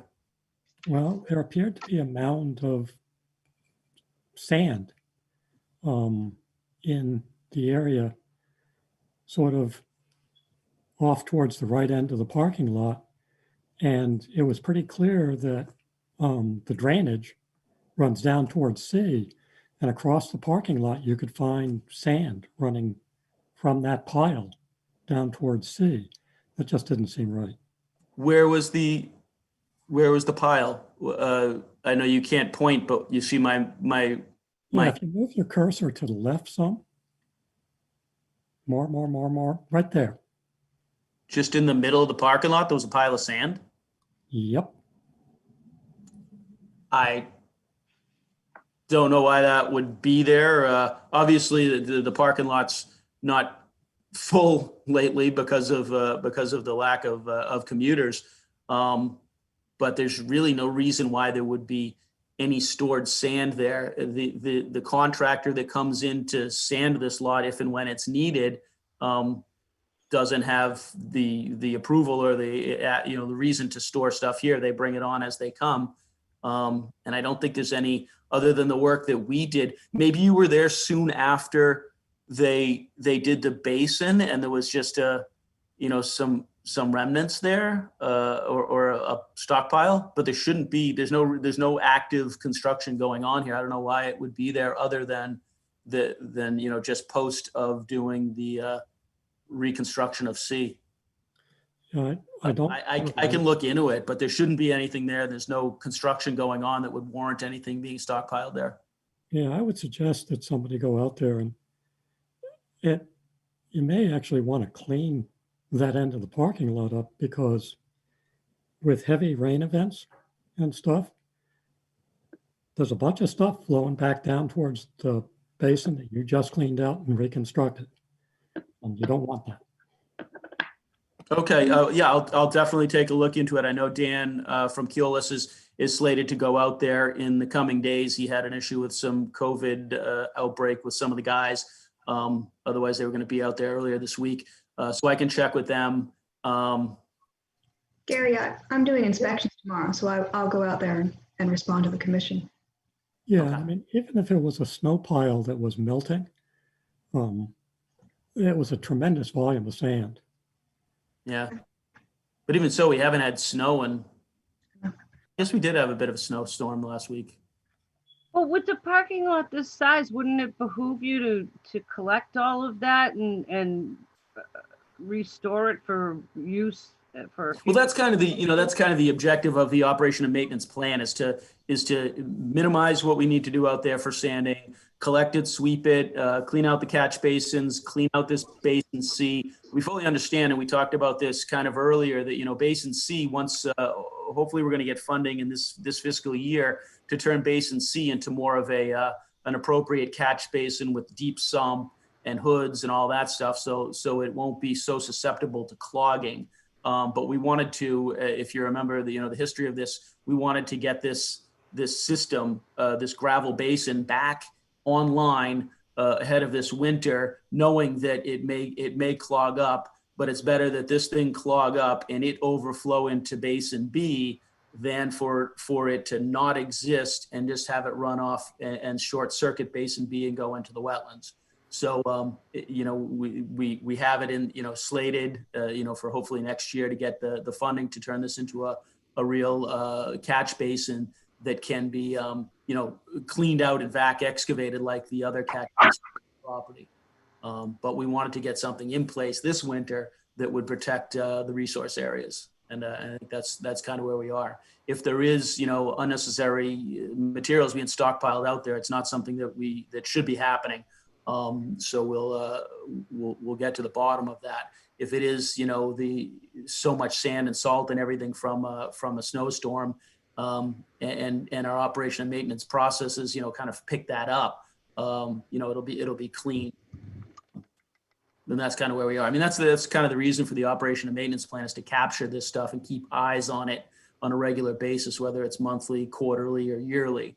And hopefully the implementation of that plan will ultimately protect the resource area, but also not create such an onerous, fixing of all of these structures in the future. Thank you, Bill. Yeah, I'll make a note of that, and I'll make sure I'll call Dan right after this and make sure he's out there and looking at it. Okay. We all. Andy, could I everybody- make just Go ahead, statement? Sherry. Thank you. Bill, on the, I guess it's the O&M list where it has everything detailed out.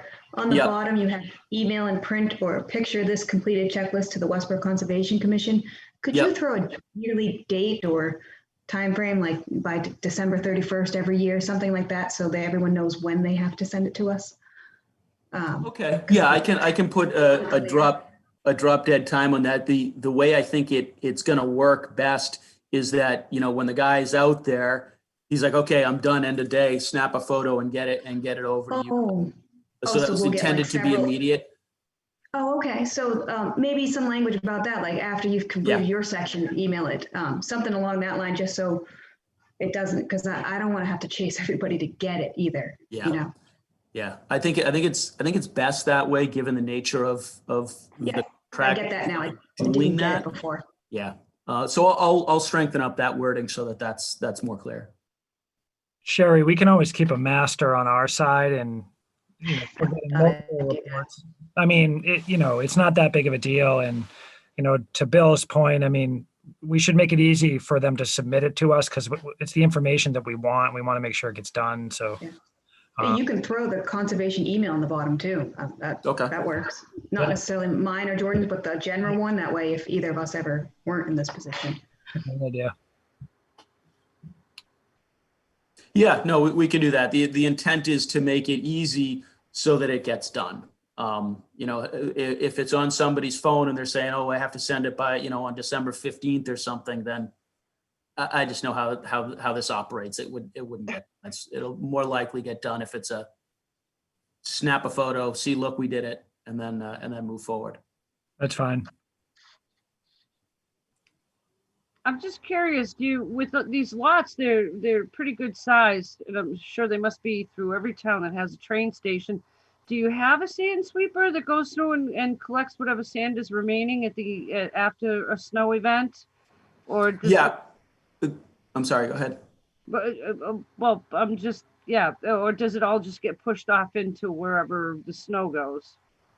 No, we have the contractor has street sweepers, has the vac truck to clean out the catch basins. They have all the equipment to do it. And yeah, that's the intent is to, if you look at what it takes to maintain gravel basins and retention basins, you're better to get the sand before it gets in there. Right. And that's kind of the intent. Yeah.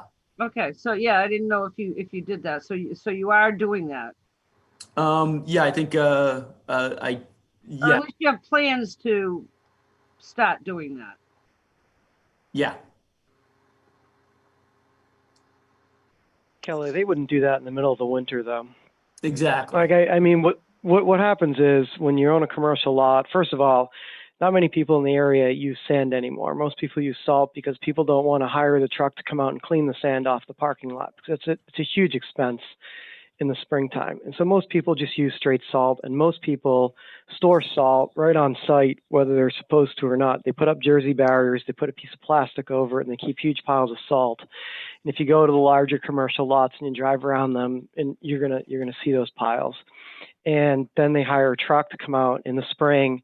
All the people who do the plowing, they go get their, they go get their sweepers out, and they sweep the lots that still use sand.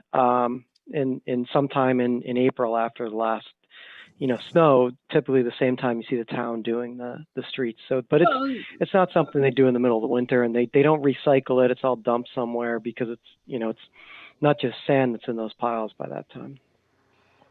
Yeah, that's for sure. Yeah, just one. To me, that's more, I don't know. Because I keep thinking of, like how Maine does it, and people that there's some of these northern states that have even more of an issue of resource areas.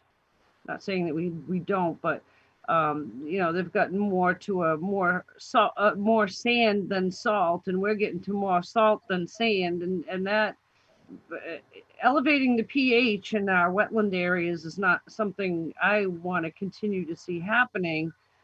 I don't know. That to me is a whole nother issue, but yeah. I don't know. Just one caveat. Yeah. I'm sorry. Just one caveat to whoever was speaking. I think that was coming in from on the phone. I don't have a name there. But it is practice for some folks to store sand and salt on property. That doesn't happen here. There's no storage of that on property here. This is an outside contractor. They bring it in trucks as needed. and do it that way. So there's no storage of that on site. Okay. Stephanie, I think the idea, like a policy toward better calibrating their salt use or something, is probably not going to be able to get captured in this O&M plan. I think that's something we certainly would want to push the MBTA to do, but I'm not Right. sure it's something that we can really could get compliance with in this O&M plan.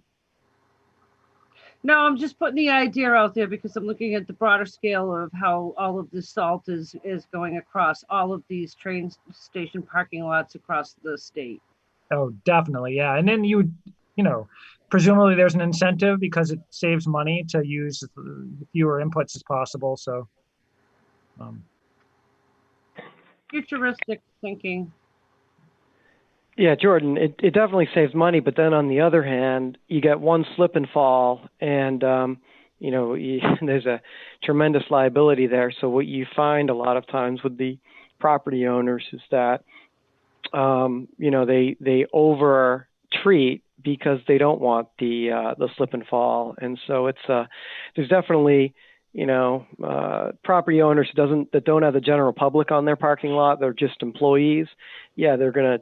The reality is they're going to cheap out on their product. But when you're dealing with general public, I mean, just if you go down to the plazas, it's laughable to see how much salt and calcium chloride that they're throwing out on the walkways. It's just like crazy because one slip and fall just it kills your insurance policy. Oh, I know. I've slipped and fell myself, and I want the salt out there as well. Believe me, but yeah, I'm just looking at the overall what's going into these wetlands, and if they're going to be using that much salt, then maybe we need to rethink of how that's getting disposed of and cleaned up.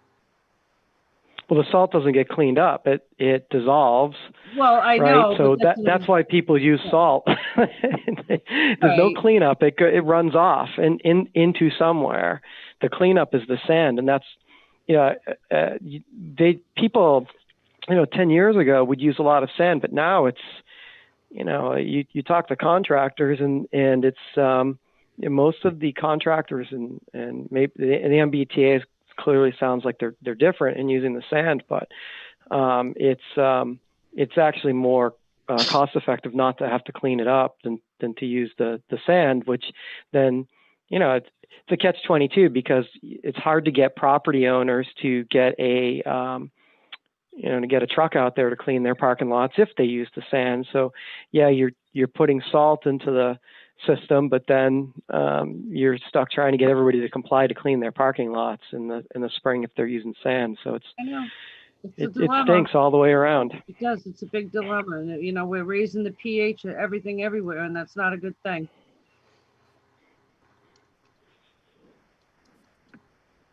I'm going to be quiet now.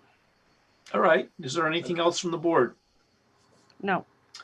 Hearing nothing, I need a motion to accept the updated stormwater operations and maintenance plan and checklist titled MBTA Station 40 Smith Valve Parkway, Westboro, Maintenance Plan 122520, and MBTA Westboro Line Parking Lot Maintenance Responsibility Chart, Westboro, Massachusetts 122520, prepared by DEI for the MBTA's Westboro Commuter Rail Station, to be recorded at the Worcester County Registry of Deeds with proof of recording returned to the Conservation Department by January 31st, 2021. Have a motion. So moved. Okay. Second. Second. Okay, roll call vote. Andrew Kenningsburg, yes. Tim Buckaloo.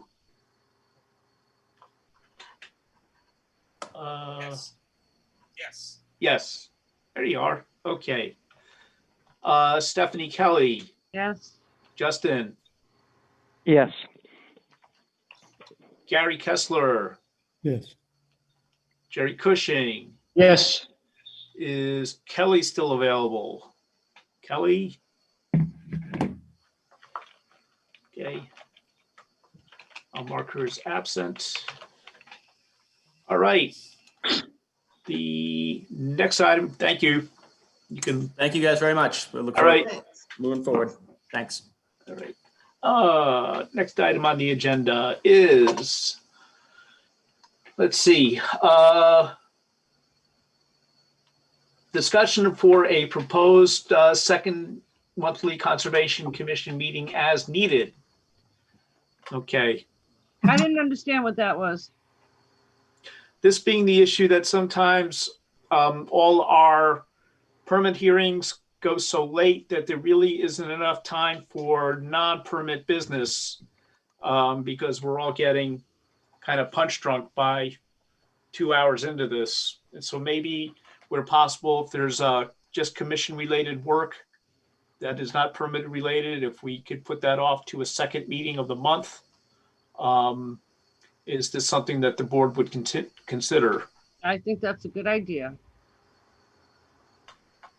My way of thinking was if we have eventually, let's say, I'm sorry, I presume that eventually this permitting load will slow down. I mean, we might have a lull where we wouldn't need it, but now where it's 9 o'clock and we've only just finished permitting business, and if we want to discuss anything related to stewardship, revising the bylaws, and various other things, other policy related things that come up, it would be nice to be able to do that at 7 p.m. and not at 9 or 9:30 p.m. Yeah, our meetings have been going well into 10 o'clock lately, and it's tough. Because I do work from home, and sometimes I'm really hungry by the time I get off of this meeting.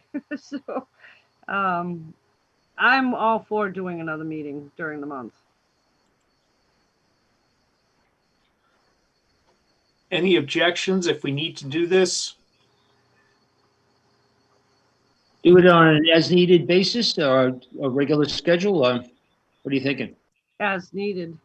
Well, as needed, I believe we'd have to, it's like 3 days to put a public notice in that there's a hearing? Right. Yeah. So I think we'd stick with Tuesdays, and it would be, the middle Tuesday. So we wouldn't do back to back. I'd have to post, or Sherry would have to post the Thursday before. It would be if there's, for example, at the end of this month, I have the stewardship advisory group that I've convened. There might be some matters that come out of that I want to discuss with you, some action or approvals that I need, for example. And that way I would, that's an example where I might want to call an additional meeting.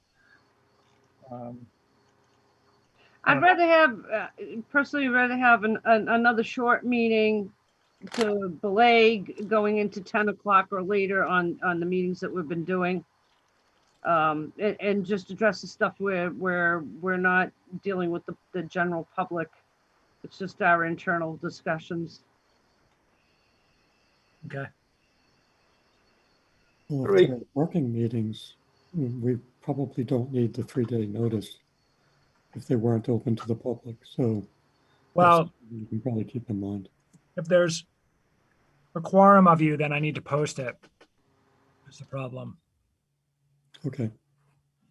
So it's no big deal. I can do it easily. Andy and I just wanted to read your temperature on whether you're amenable to meeting more than once a month. Well, there's been quite a numerous occasions where people wanted an answer before the next month's meeting, and I don't have a problem with that. Get them going, moving, doing what they got to do. I mean, that you make a good point, Stephanie. I mean, on the months where we do want to have a second meeting, I mean, if we have orders of conditions to issue, those are quick. We can put them on that agenda as well. Right. That we don't have to save those for just the permitting meetings, let's call them. But okay. All right. Thank you all for being flexible on that. Okay, the next thing, I guess, is Conservation Director updates and stuff. Yeah, you've got approval of the minutes from December 8th. Yes, and I'm looking at that, and there was outlined in red was that apparently I did not read the legal ad for West Park Drive. Is that because at the time we didn't have a DEP file number? No, I think we just got busy. Okay, So and I guess we can't put in the minutes that I read the legal ad. I didn't really know what to do with that, so that's kind of why I left it in red. I don't remember that. I remember that I didn't have them ready for you and I had to scramble, but I thought that we had got both 5 Tech and West Park Drive. So I don't, but you watched the meeting, Yeah. Sherry, so if it wasn't there, it wasn't there. Okay, well, then we need to strike that out. I guess we should. Otherwise, it's a lie and I'm signing on to a lie, and that would be, Pretty unethical. yes. Okay. Other than that, I have no comments. Does anybody else have any comments, changes, or suggestions for the meeting minutes? Not I. Hearing none, I shall sign those and get them scanned and back to Jordan and Sherry. Okay. Jordan? Approval of the conservation land use event permit. Did everybody get to take a look at that? We made some changes. Andy found a typo that I corrected. If you're all, I have a motion for you there. If you're all amenable to it, you can just take a vote. Do you want me to throw it on the screen or is everybody Sure. okay? Yeah, sure. Yeah, should be that. Should be that. Okay.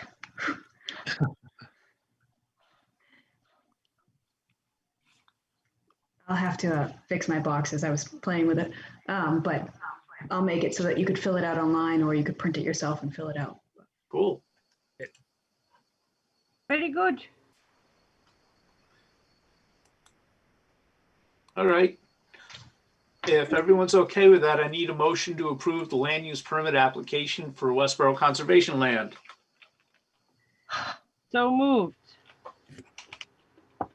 Seconded. Roll call vote. Andrew Kenningsberg. Yes. Tim Buckaloo. Thumbs up. Yes. Stephanie Kelly. Yes. Justin Lundberg. Yes. Gary Kessler. Yes. Jerry Cushing. Yes. And Kelly is absent. All right. Okay, next item. Any updates, Jordan? I have 2, and then Sherry has some. First is, I just mentioned it, the Stewardship Advisory Group I've convened is meeting on Tuesday, January 26th. Gary has agreed to sit on it. I would love one more commissioner. I sort of hinted that maybe Tim would want to, but anyone obviously is welcome. It would be great to have one more because the idea is that members of the— Tim says yes. Okay, that's great. Perfect. Members of the Community Land Trust, Sudbury Valley, Conservation Commission, and I have a few members of the new Active Transportation and Safety Committee, which does have trail-related issues in their mission. And one resident who's got kind of a science background that I think was part of the Community Land Trust Board for years. In fact, I forget his name. You guys probably, I'm just going to bring it up quick because you probably know him.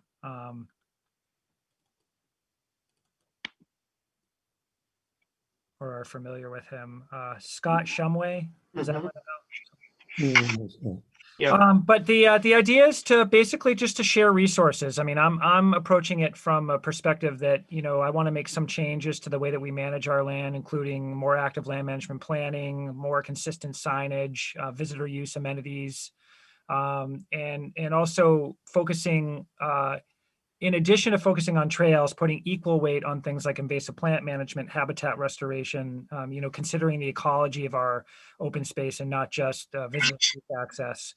But the goal is really to enable people that are interested in open space management in Westboro an opportunity to share resources And I'm hoping that we can do a little bit more volunteer engagement on our end. And I know the Sudbury Valley Trustees is really encouraging us to post more opportunities to this.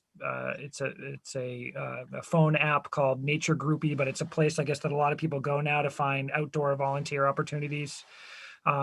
So that's kind of my goal, but it really relates to how we're going to manage the land. So having a few of you on this group will be helpful.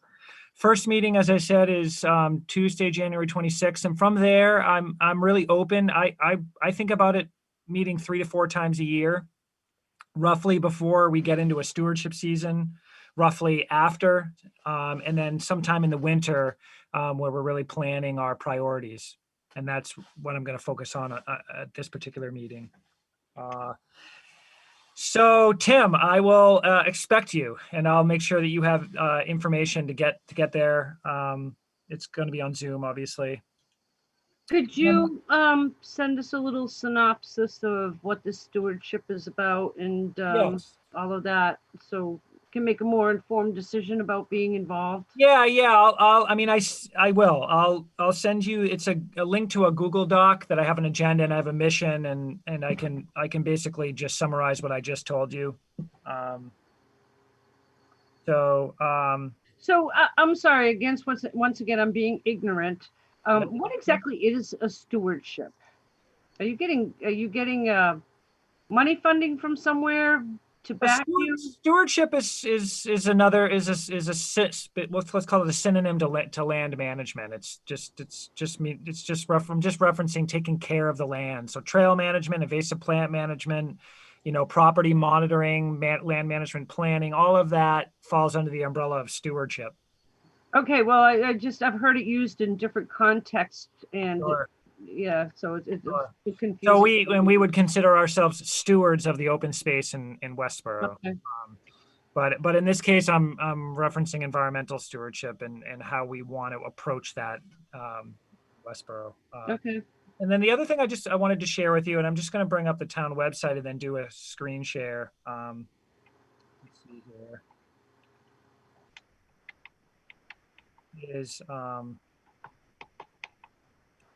Can you guys see the town webpage there? Yes. Okay. So I worked with our GIS administrator to develop a trail issue report form. If you go under conservation land and trails, we now have, I'm just going to see if I can minimize that so I can see. We now have, a kind of a central place for land management and trail information. We will be developing this. There's nothing here now, just some COVID-19 guidelines and the links to various trail maps and both land trusts in town and our own. But we developed this trail report form, and it's okay. It's the interface is not the best, but we're a little limited on what we can do with the town website. But basically, it's location enabled. So when you're in the field, if you're on a trail and there's a tree down or there's garbage or something like a sign or a kiosk has been vandalized or anything like that, you'd be able to indicate where you are, indicate an issue. I think other is on here, or it should be. Describe the issue. You can upload a photo, and then you can go up here and you get this drop down and you can zoom in, and all of the trails are all the public trails in town are on this map, and you can actually it's not the most intuitive, but there's directions up here on how to use it. You can actually indicate where exactly you are on the trail. So we can find all the dog poop bags? Yeah, so that's right. I mean, yes. That's partially what this will be used for. So the land trust indicated to me that one issue they have is they get a report of something like a tree down or something, and the description of where it's located is vague, right? And so this will just give us more information, and hopefully it'll encourage people to interact with us a little bit more and maybe potentially get some more volunteers, because this information we'll put out at our trailheads and try to publicize it. That's a good start, Jordan.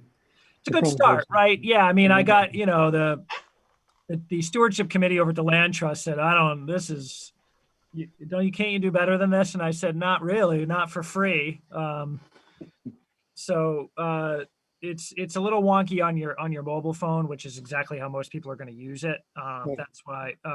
But you know, maybe we work with this for a little while. I get a generated report basically if you fill this out, and I forward it to my contacts at the land trust, or we take care of it ourselves, you know, as things evolve. And then maybe down the road, you know, some volunteer software developer in Westboro builds something better for the land trust. But right now that's what we're using. Is the land trust linking to it as well? They are. They've test run it for me, so you know it works. Good. Mm-hmm. To start. Yeah, exactly. That's all I got. Sherry? Okay, I'll try to be super quick. So one thing that I'm just going to do a screen share. Where is? I guess I'm doing screen too. I found on from another town from Southborough, they use they get the applicants to fill out for the legal ads. They get the applicants to pay for it in the newspaper to bill them back. Jordan and I have noticed since he's come on that we charge $50 for it, and then we get billed from the newspaper $55, $60, something like that. So we're always losing money every month on the legal ads. So this is the submission checklist form that we ask applicants to fill out when they submit an RDA or an NOI or anything else to us, just to make sure that they have everything. And this goes in the file with them, both electronically and physically. But underneath that, I've put this in as well. And so we'll have them fill this out, and then I'll mail this with my legal ad to the newspaper, and then the newspaper will bill them directly. And so the Conservation Commission will no longer have to. That doesn't make any sense that we've been contributing anything towards that.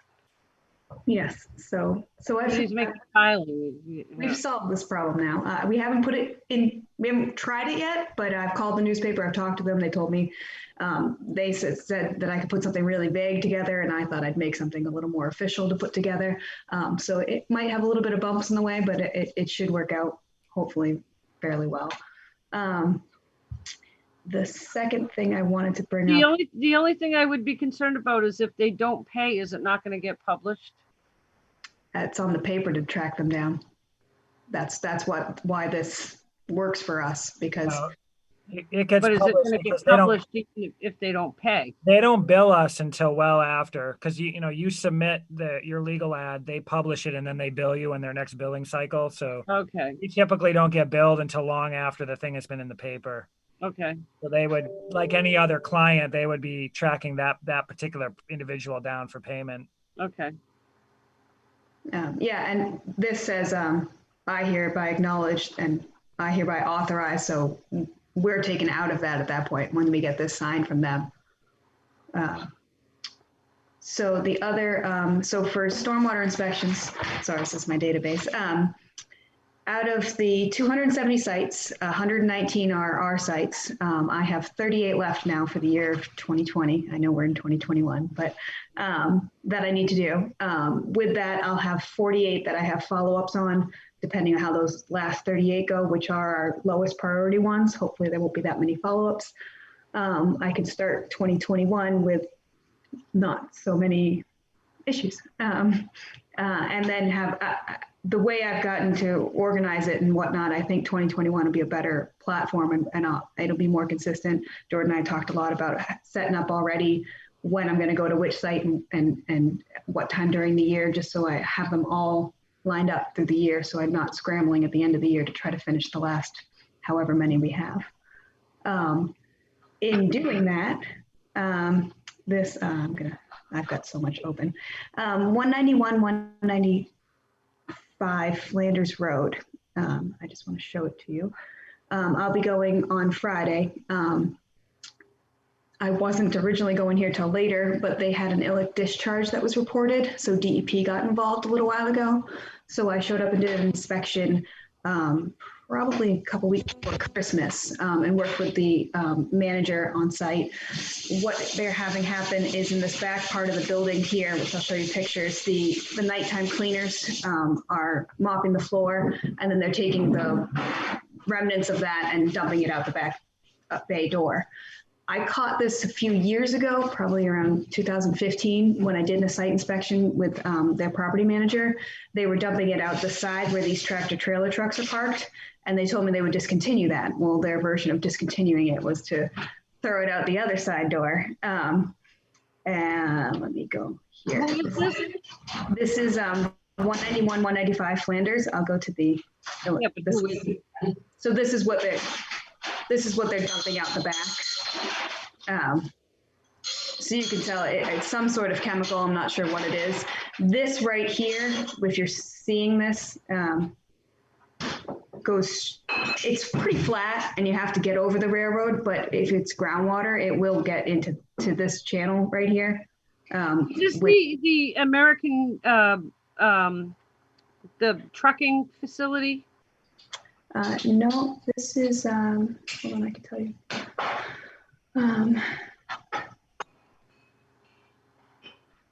I'm sorry, I just, it's okay. Who is this?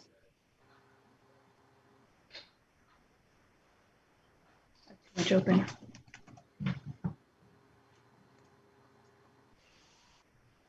Flinders Road. So this is Sigma. Sigma. All right. I don't know exactly what they do. I think they do something with food prep. That's what the general manager was talking to me a lot about, corn oil and other grease-like products that they're cleaning up. But he said that they just do packaging more and that they send it off to restaurants or other places and that they're not really cooking or doing anything within the store, but obviously it's getting on the floor or something is getting on the floor that they're using because it's doing this kind of staining. A gentleman from DEP will be meeting me on site on Friday to go over this part, but this is the grease. Do you know, Jay? I can tell you. Do you remember? Giles.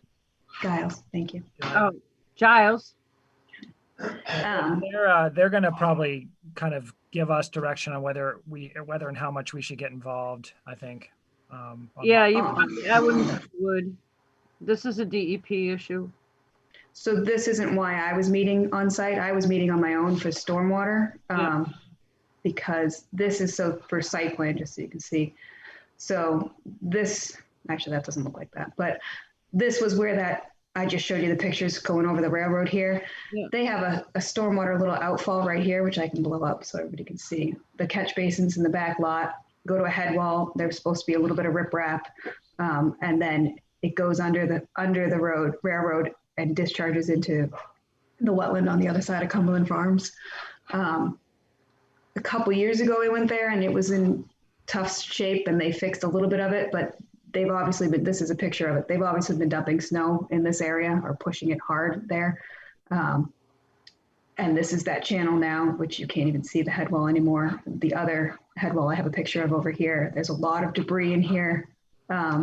So we're going to meet to discuss it and talk about how they're going to have to address this spring and make it not look like this. I think I have oh, no, I don't have it. It's the other way. Nice boots.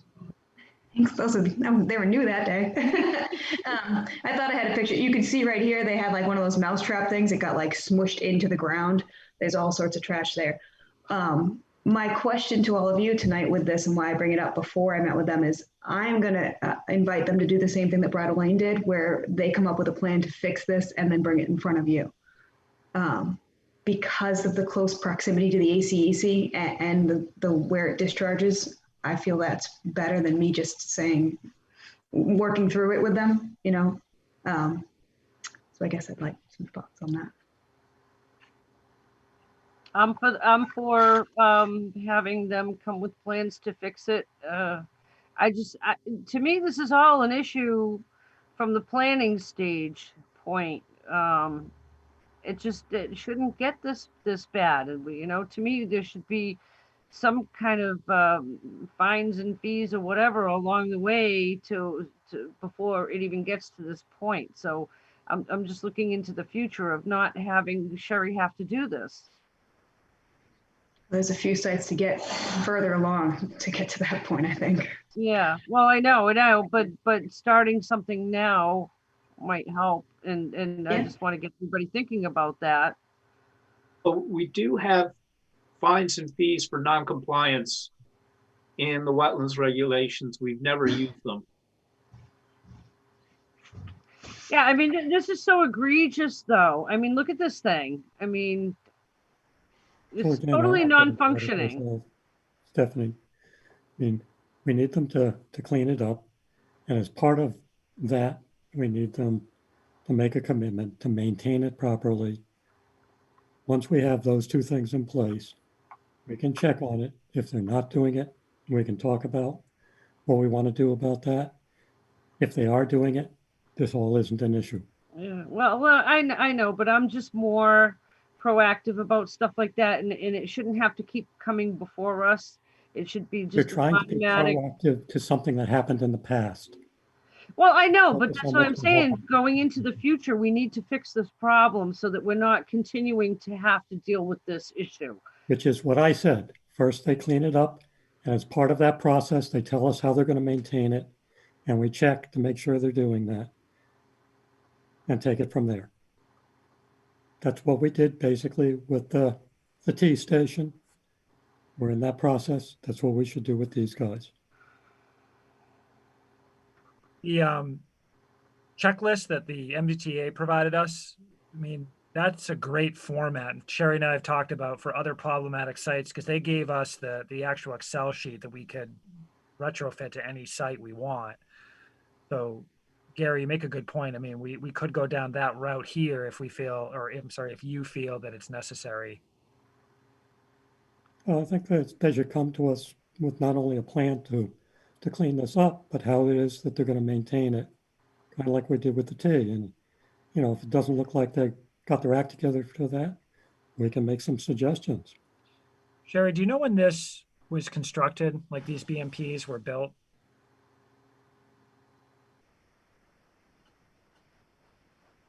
Yeah, and I'm just saying that I don't want to see Sherry and Jordan having to keep dealing with this stuff. You know, when we approve something, it should be with very strict maintenance plans and put the onus on the PRP, the responsible party, to provide us with the documentation that they're taking care of it every year. Not that Sherry has to go out there and babysit them and make sure that they're doing it. You know, make them send us an annual report with, you know, what they did. Here's pictures, and we're taking care of it. Not till it gets to this point where the thing is totally dilapidated and not functioning. And now it's like, okay, well, you fix it and we'll approve it, and then maybe you'll keep it up in the, you know, in the future. So again, I think that's No, what I we're don't. doing with the T.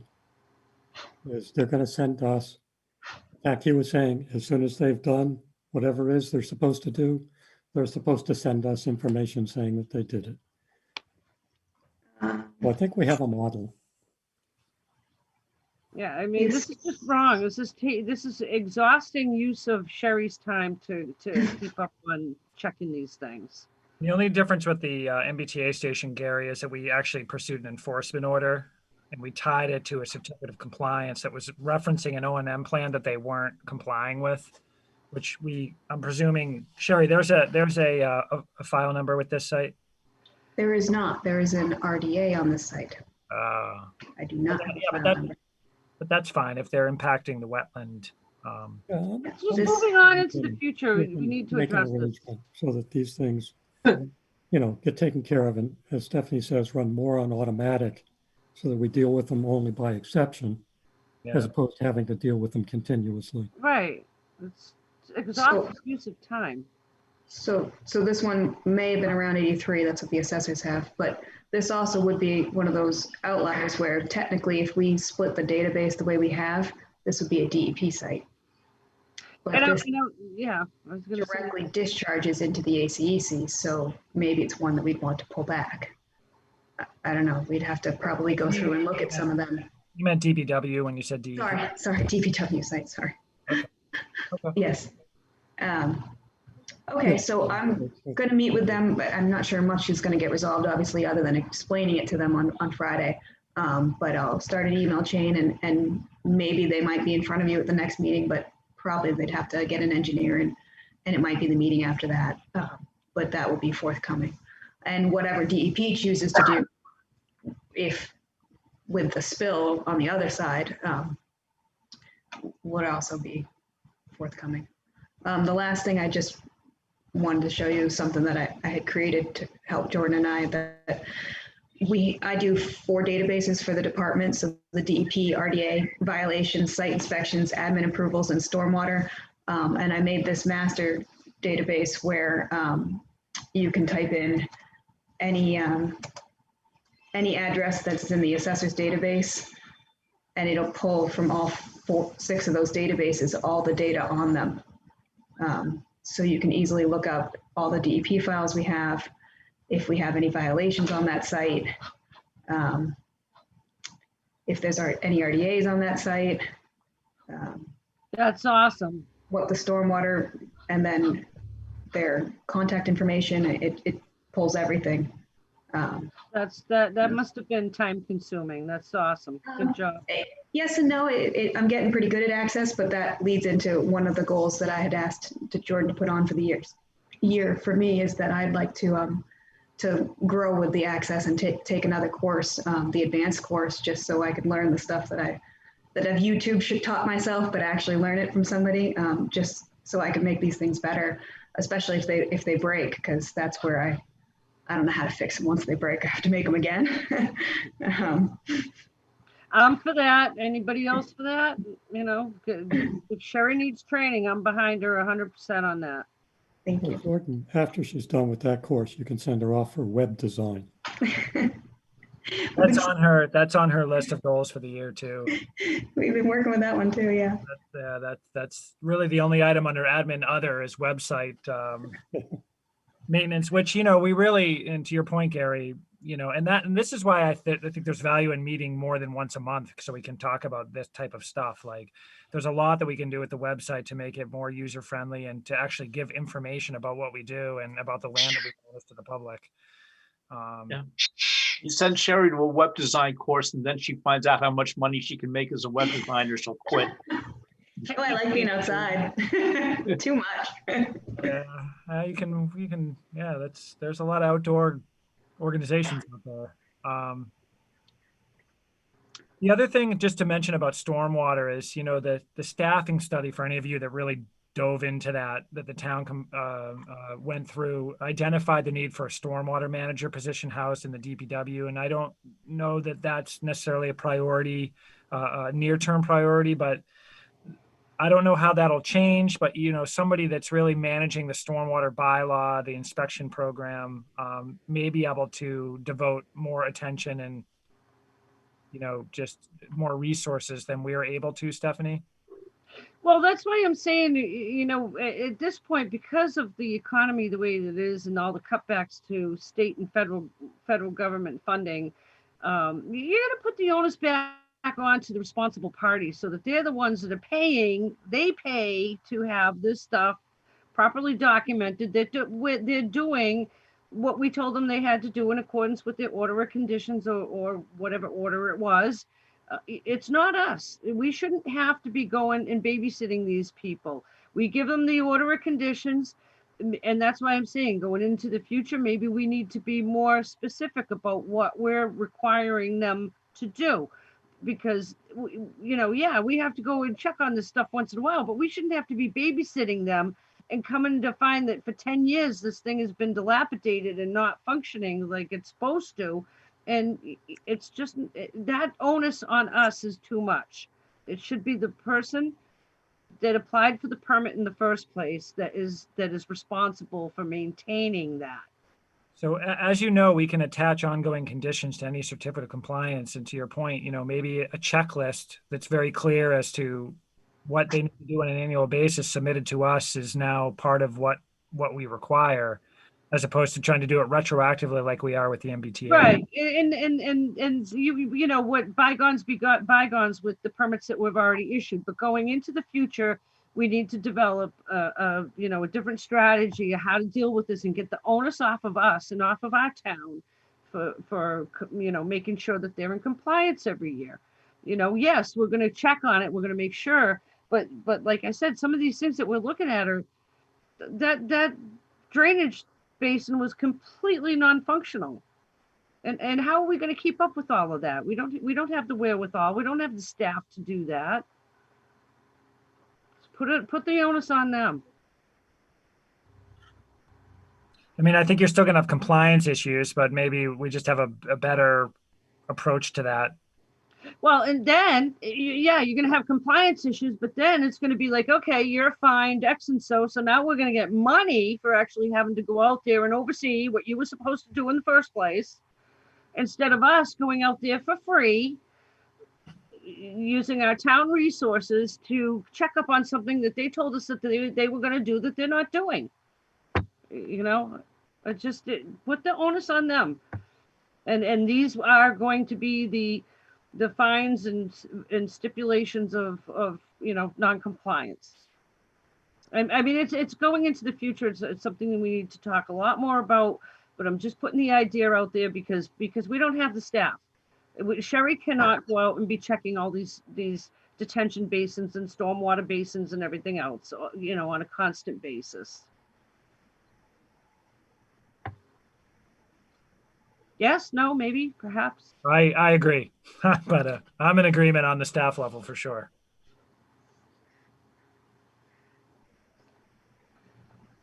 You know what? I pay more taxes every year because of the new schools that are being built down the street, and I don't even have kids that are in the schools. Okay, so if I'm discharging stormwater in a non-functional way, then I would expect that the town would come back and make me have to pay for it. It's just the way it is. Yeah, I mean, Well, but in stormwater. this case, it's the school that's doing that, so they're going to raise your taxes anyway. Well, they are. I mean, the whole idea of towns going towards actual stormwater utilities where you do pay based on the amount of impervious surface and presumed runoff that you produce, even on your residential lots, is a it's a possibility. That has been discussed. Derek's brought that up a couple of times to try to have something like that. Yeah. I don't know where he's going with it now, but I would guess that may be sort of part and parcel with finding money to hire a stormwater manager, somebody to coordinate that program. Good luck with that. Andy, I think we're all set, right, Sherry, on our conservation updates? All right. I need a motion to adjourn. So moved. Second. All right. Hold on. Okay. Andy, yes. Tim, thumbs up. Stephanie, Absolutely, yes. Justin. Yes. Yes. Okay. Gary Yes. and Jerry. Yes. Oh, and Kelly's absence. All right, folks. Have a good night. Okay. Night, y'all. Keep us Night. posted on this next meeting.